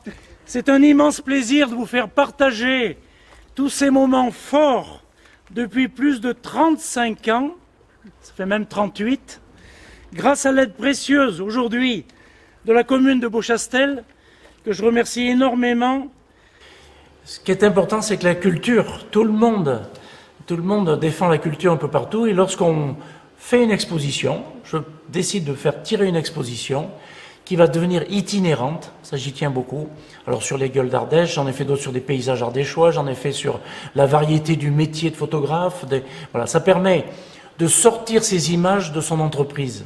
Parce qu'en fait, tous les photographes pensent que parce que les gens viennent à votre magasin, on est connu. C'est faux. On est connu si on sort son travail. Parce que les gens le voient différemment. On n'est pas du tout dans le domaine commercial, là. On est dans l'approche, dans la photographie, dans le contact, dans la démarche, dans tout ce qui est dans le côté un petit peu artistique en même temps. Donc une exposition, c'est partager la passion du photographe. Avant tout, pour moi c'est ça. C'est de montrer aux gens, c'est de leur dire, voilà, je suis tout seul devant ce personnage incroyable. C'est pour ça que mes soirées, les soirées ardéchoises, comme j'appelle ça, c'est de faire partager, c'est de dire aux gens, j'étais seul, j'ai passé un moment génial, je veux que vous passiez le même moment avec moi, en partageant ce moment extraordinaire, l'échange, la discussion, ce qu'on y apprend, le côté rustique. Il y a plein de gens qui aimeraient rentrer comme moi dans ces endroits, et qui peuvent pas, parce qu'il y a le côté respect, avant tout, hein. Je retiendrai ces paroles de Pierre Rabhi, que j'ai la chance de côtoyer un petit peu, et qui m'a dit qu'il va se passer un truc, qu'il va être obligé de stopper les... Et qu'est-ce qui s'est passé? Le Covid. Donc je l'ai rappelé après, il m'a dit, je ne pouvais pas vous dire que c'était le Covid, mais j'espère que le Covid va servir pour qu'on prenne la vie d'une autre façon, qu'on s'intéresse à la nature, à des choses simples, d'entourer un arbre et de le serrer très fort. Vous allez voir, essayez-le, ça fait du bien. Il faut l'essayer pour le croire. De faire des choses simples et d'éviter de faire peut-être des voyages en avion toute la journée partout et de s'occuper des gens qui sont autour d'ici. Parce que l'Ardèche, vous la connaissez mal, j'en suis sûr. Moi, je la connais encore mal et j'ai envie d'aller la connaître encore mieux parce qu'on est des défenseurs tous de l'Ardèche. Et le plus bel ambassadeur, je l'ai mis en photo à l'intérieur, c'est la première fois que je l'expose, c'est Jean Ferrat. Je pense que Jean Ferrat a fait venir des milliers de gens en Ardèche et qu'on lui doit beaucoup parce qu'il a su, je pense comme nous, trouver une certaine substance qu'on ne trouve pas ailleurs. Je retiendrai donc les paroles de Pierre Rabhi qui a dit « L'humus, l'humanité, l'humilité ». N'oubliez jamais ces trois mots qui commencent par les mêmes lettres, humus, humanité, humilité.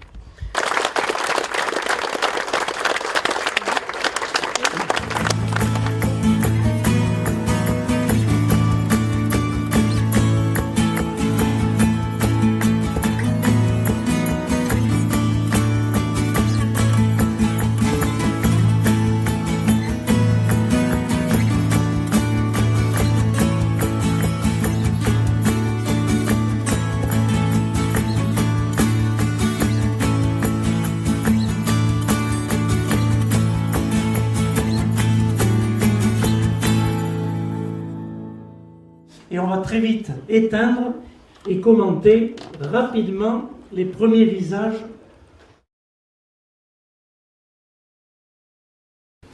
Donc c'est transmettre, partager, parce que j'ai énormément d'archives, et étant donné que j'ai travaillé dans la variété du métier.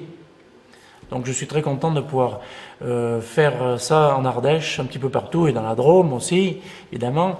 Et je pense que ces photos, tout le monde me le dit, on n'y fait pas tellement attention sur le moment, mais dans quelques années, prendront certainement un peu de valeur au niveau archives, parce que ça n'existera plus, ce monde paysan qui a travaillé dur, mais qui a travaillé sainement, avec des veillées le soir plutôt que regarder la télévision, avec toutes ces choses essentielles. La télévision a tué aussi beaucoup de choses, a tué aussi beaucoup la relation avec les gens, a individualisé, a rendu les gens un petit peu égoïstes, chacun est resté chez soi, alors que de parler avec son voisin, c'est important aujourd'hui. Donc moi je suis un grand défenseur de ça, et je défendrai toujours ces soirées où personne s'endort, hein, j'ai remarqué.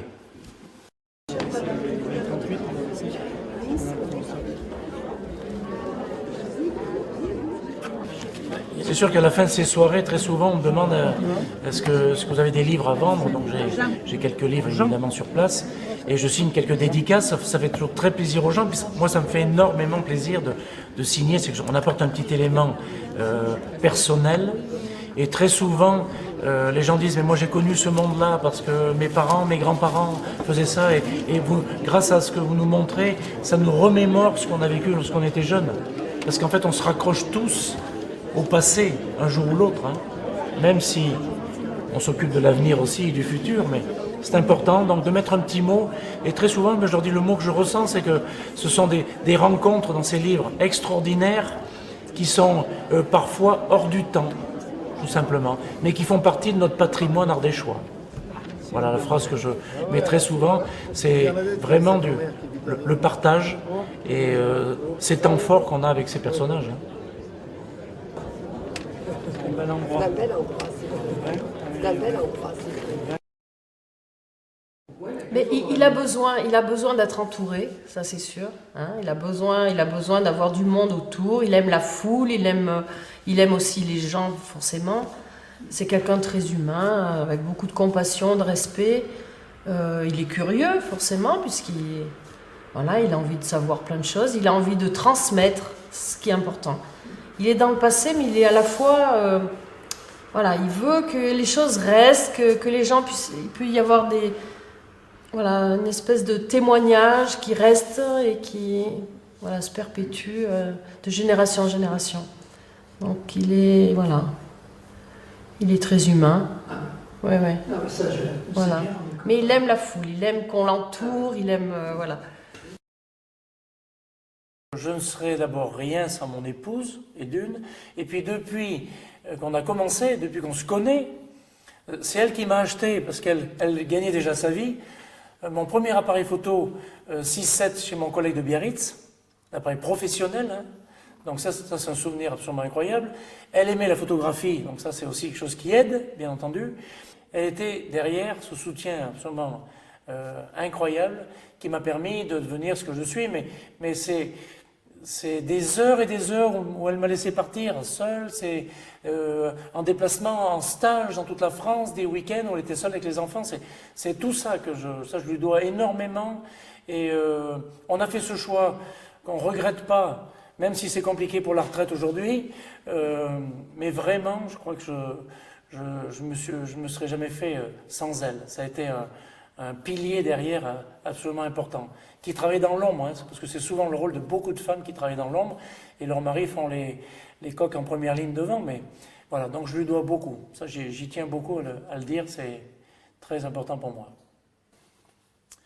Alors en 2003, le diaconat protestant de Valence me connaissait pour mes photos d'anciens, mes gueules et tout ça, m'a dit, écoutez, on va fêter le centenaire du diaconat, on aimerait que vous veniez faire des photos, il faudrait nous faire un devis pour venir faire des photos de toutes nos différentes branches. C'est-à-dire qu'on a la maison de l'automne qui est une maison de retraite à Valence, on a les SDF qu'on accueille tous les matins, on a les demandeurs d'asile à Valence, à Tournon, ce qu'on appelle le CADA, Et on a un lieu où on reçoit les femmes battues, les femmes en difficulté, qui sont battues par leurs compagnons ou autres, qu'on met à l'abri avec les enfants.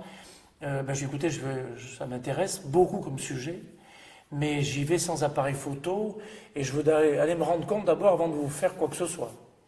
Donc je suis parti sur le lieu le plus incroyable, le lieu des SDF, où sont accueillis tous les jours des prisonniers, des migrants, des gens, ce qu'on appelait les clochards de l'époque, qui s'appelaient donc les SDF, sans domicile fixe, ça veut bien dire ce que ça veut dire. Et je suis arrivé, je me suis tous les matins, il y a une centaine de personnes qui attendaient rue Faventine, devant le lieu, qu'on leur ouvre la porte, qu'on leur serre la main avec un sourire, qu'on leur offre un petit déjeuner. Ils avaient la possibilité de prendre une douche. C'était une poste restante, ils pouvaient recevoir leur courrier, enfin un lieu, et le seul lieu où on peut les accueillir. Donc j'ai regardé ce lieu, et quand j'ai vu les visages à l'intérieur, je me suis dit, oh là là, il y a des portraits incroyables à faire là.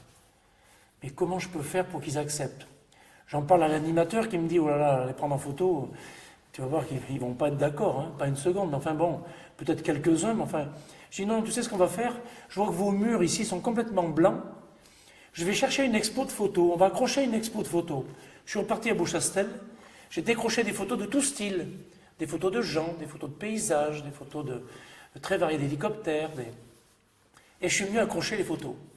Et au bout de 5 ou 10 minutes, j'ai créé un lien. Il y en a qui se levaient et qui m'ont dit, oh, moi je faisais de la photo à l'époque, j'avais un Nikon.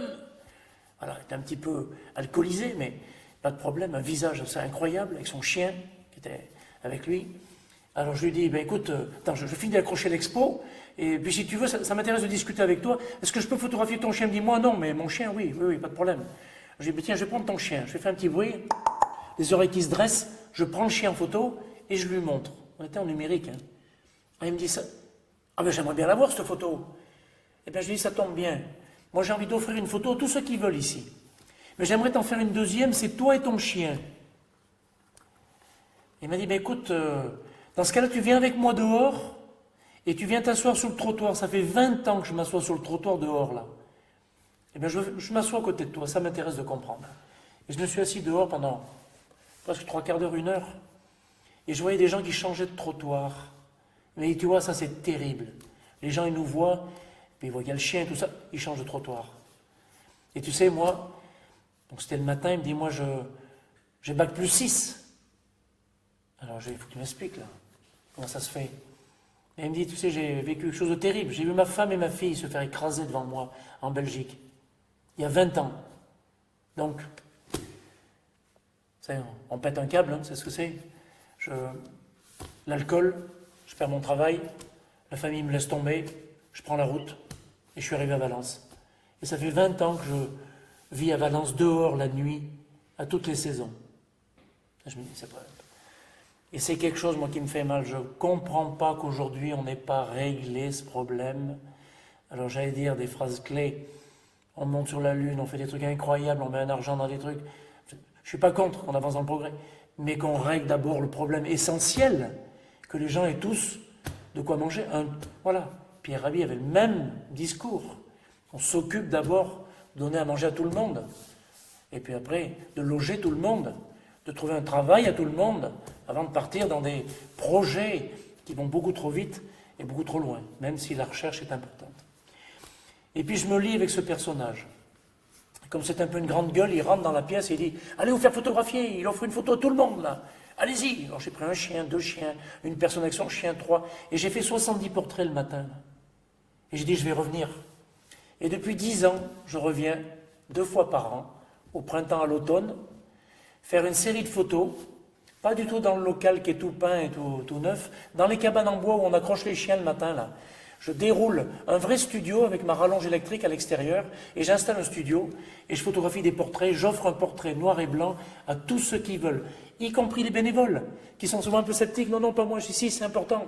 Je me suis fait un autoportrait, moi aussi, pour montrer qu'on photographie tout le monde, pas que les gens qu'on montre du doigt, mais tout le monde, tous les gens qui gravitent dans cette structure incroyable, avec ces bénévoles qui font un travail incroyable. Voilà. Et j'ai fait plus de 350 portraits au jour d'aujourd'hui, hein.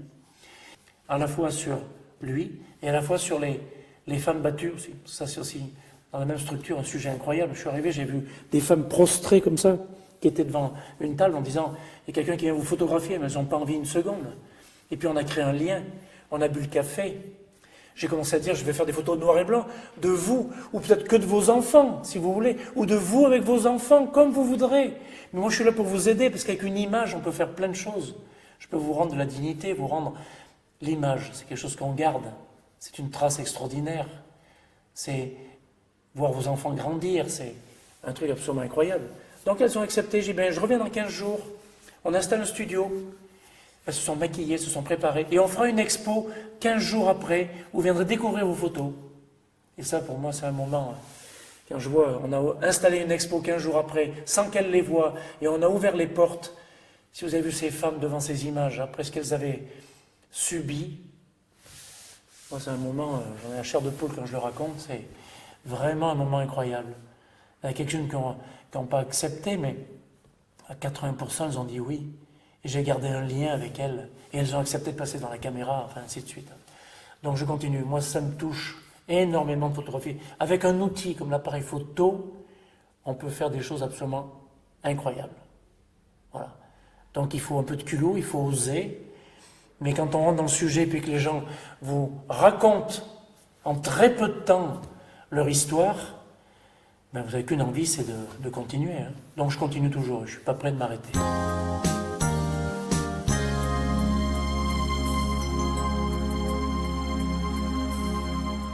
Alors c'est vrai qu'on n'a pas l'habitude d'exprimer ça devant la caméra, mais quand on me pose la question, je réponds très volontiers. Moi je suis croyant, voilà, très peu pratiquant, par manque de temps surtout et tout ça, et puis je me rends compte que c'est quelque chose qui m'aide énormément.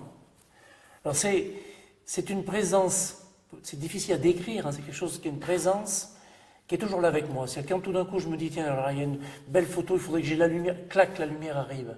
Le matin, j'ai une lumière absolument géniale pour faire un paysage, je sais qui c'est qui me la donne. Voilà. Ça pour moi c'est...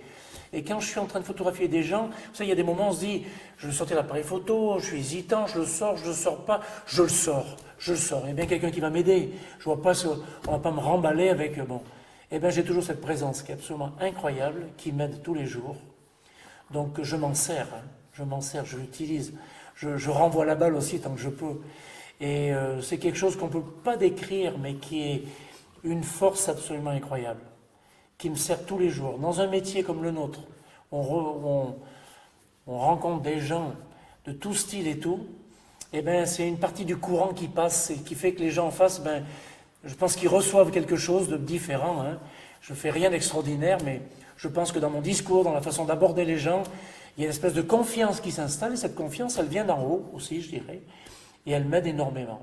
Voilà, tout simplement. On m'a très souvent demandé quel est le sujet que je préférais. Alors moi, j'aime la variété du métier.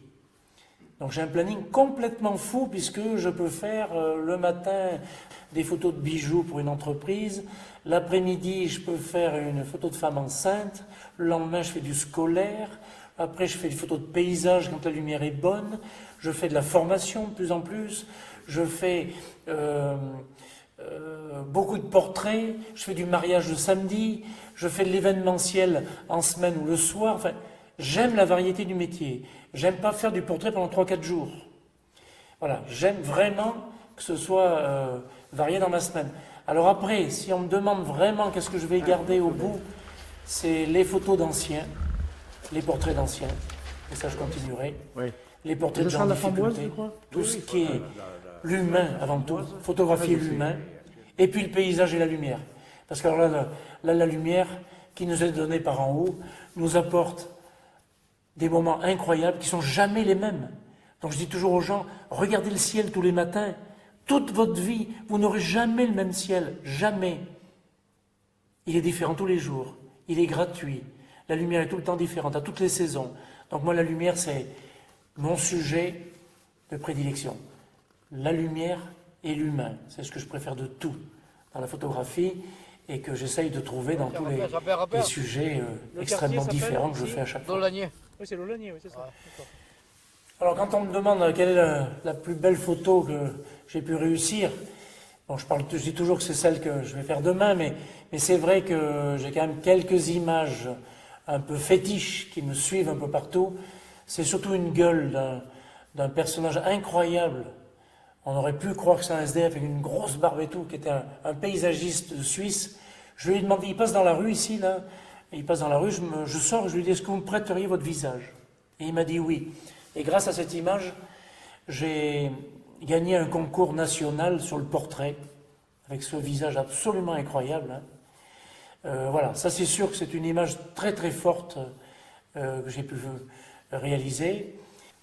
Ensuite, dans les personnes âgées un peu typiques, j'ai rencontré cette fameuse Dina, ce visage incroyable, un peu barbu et tout.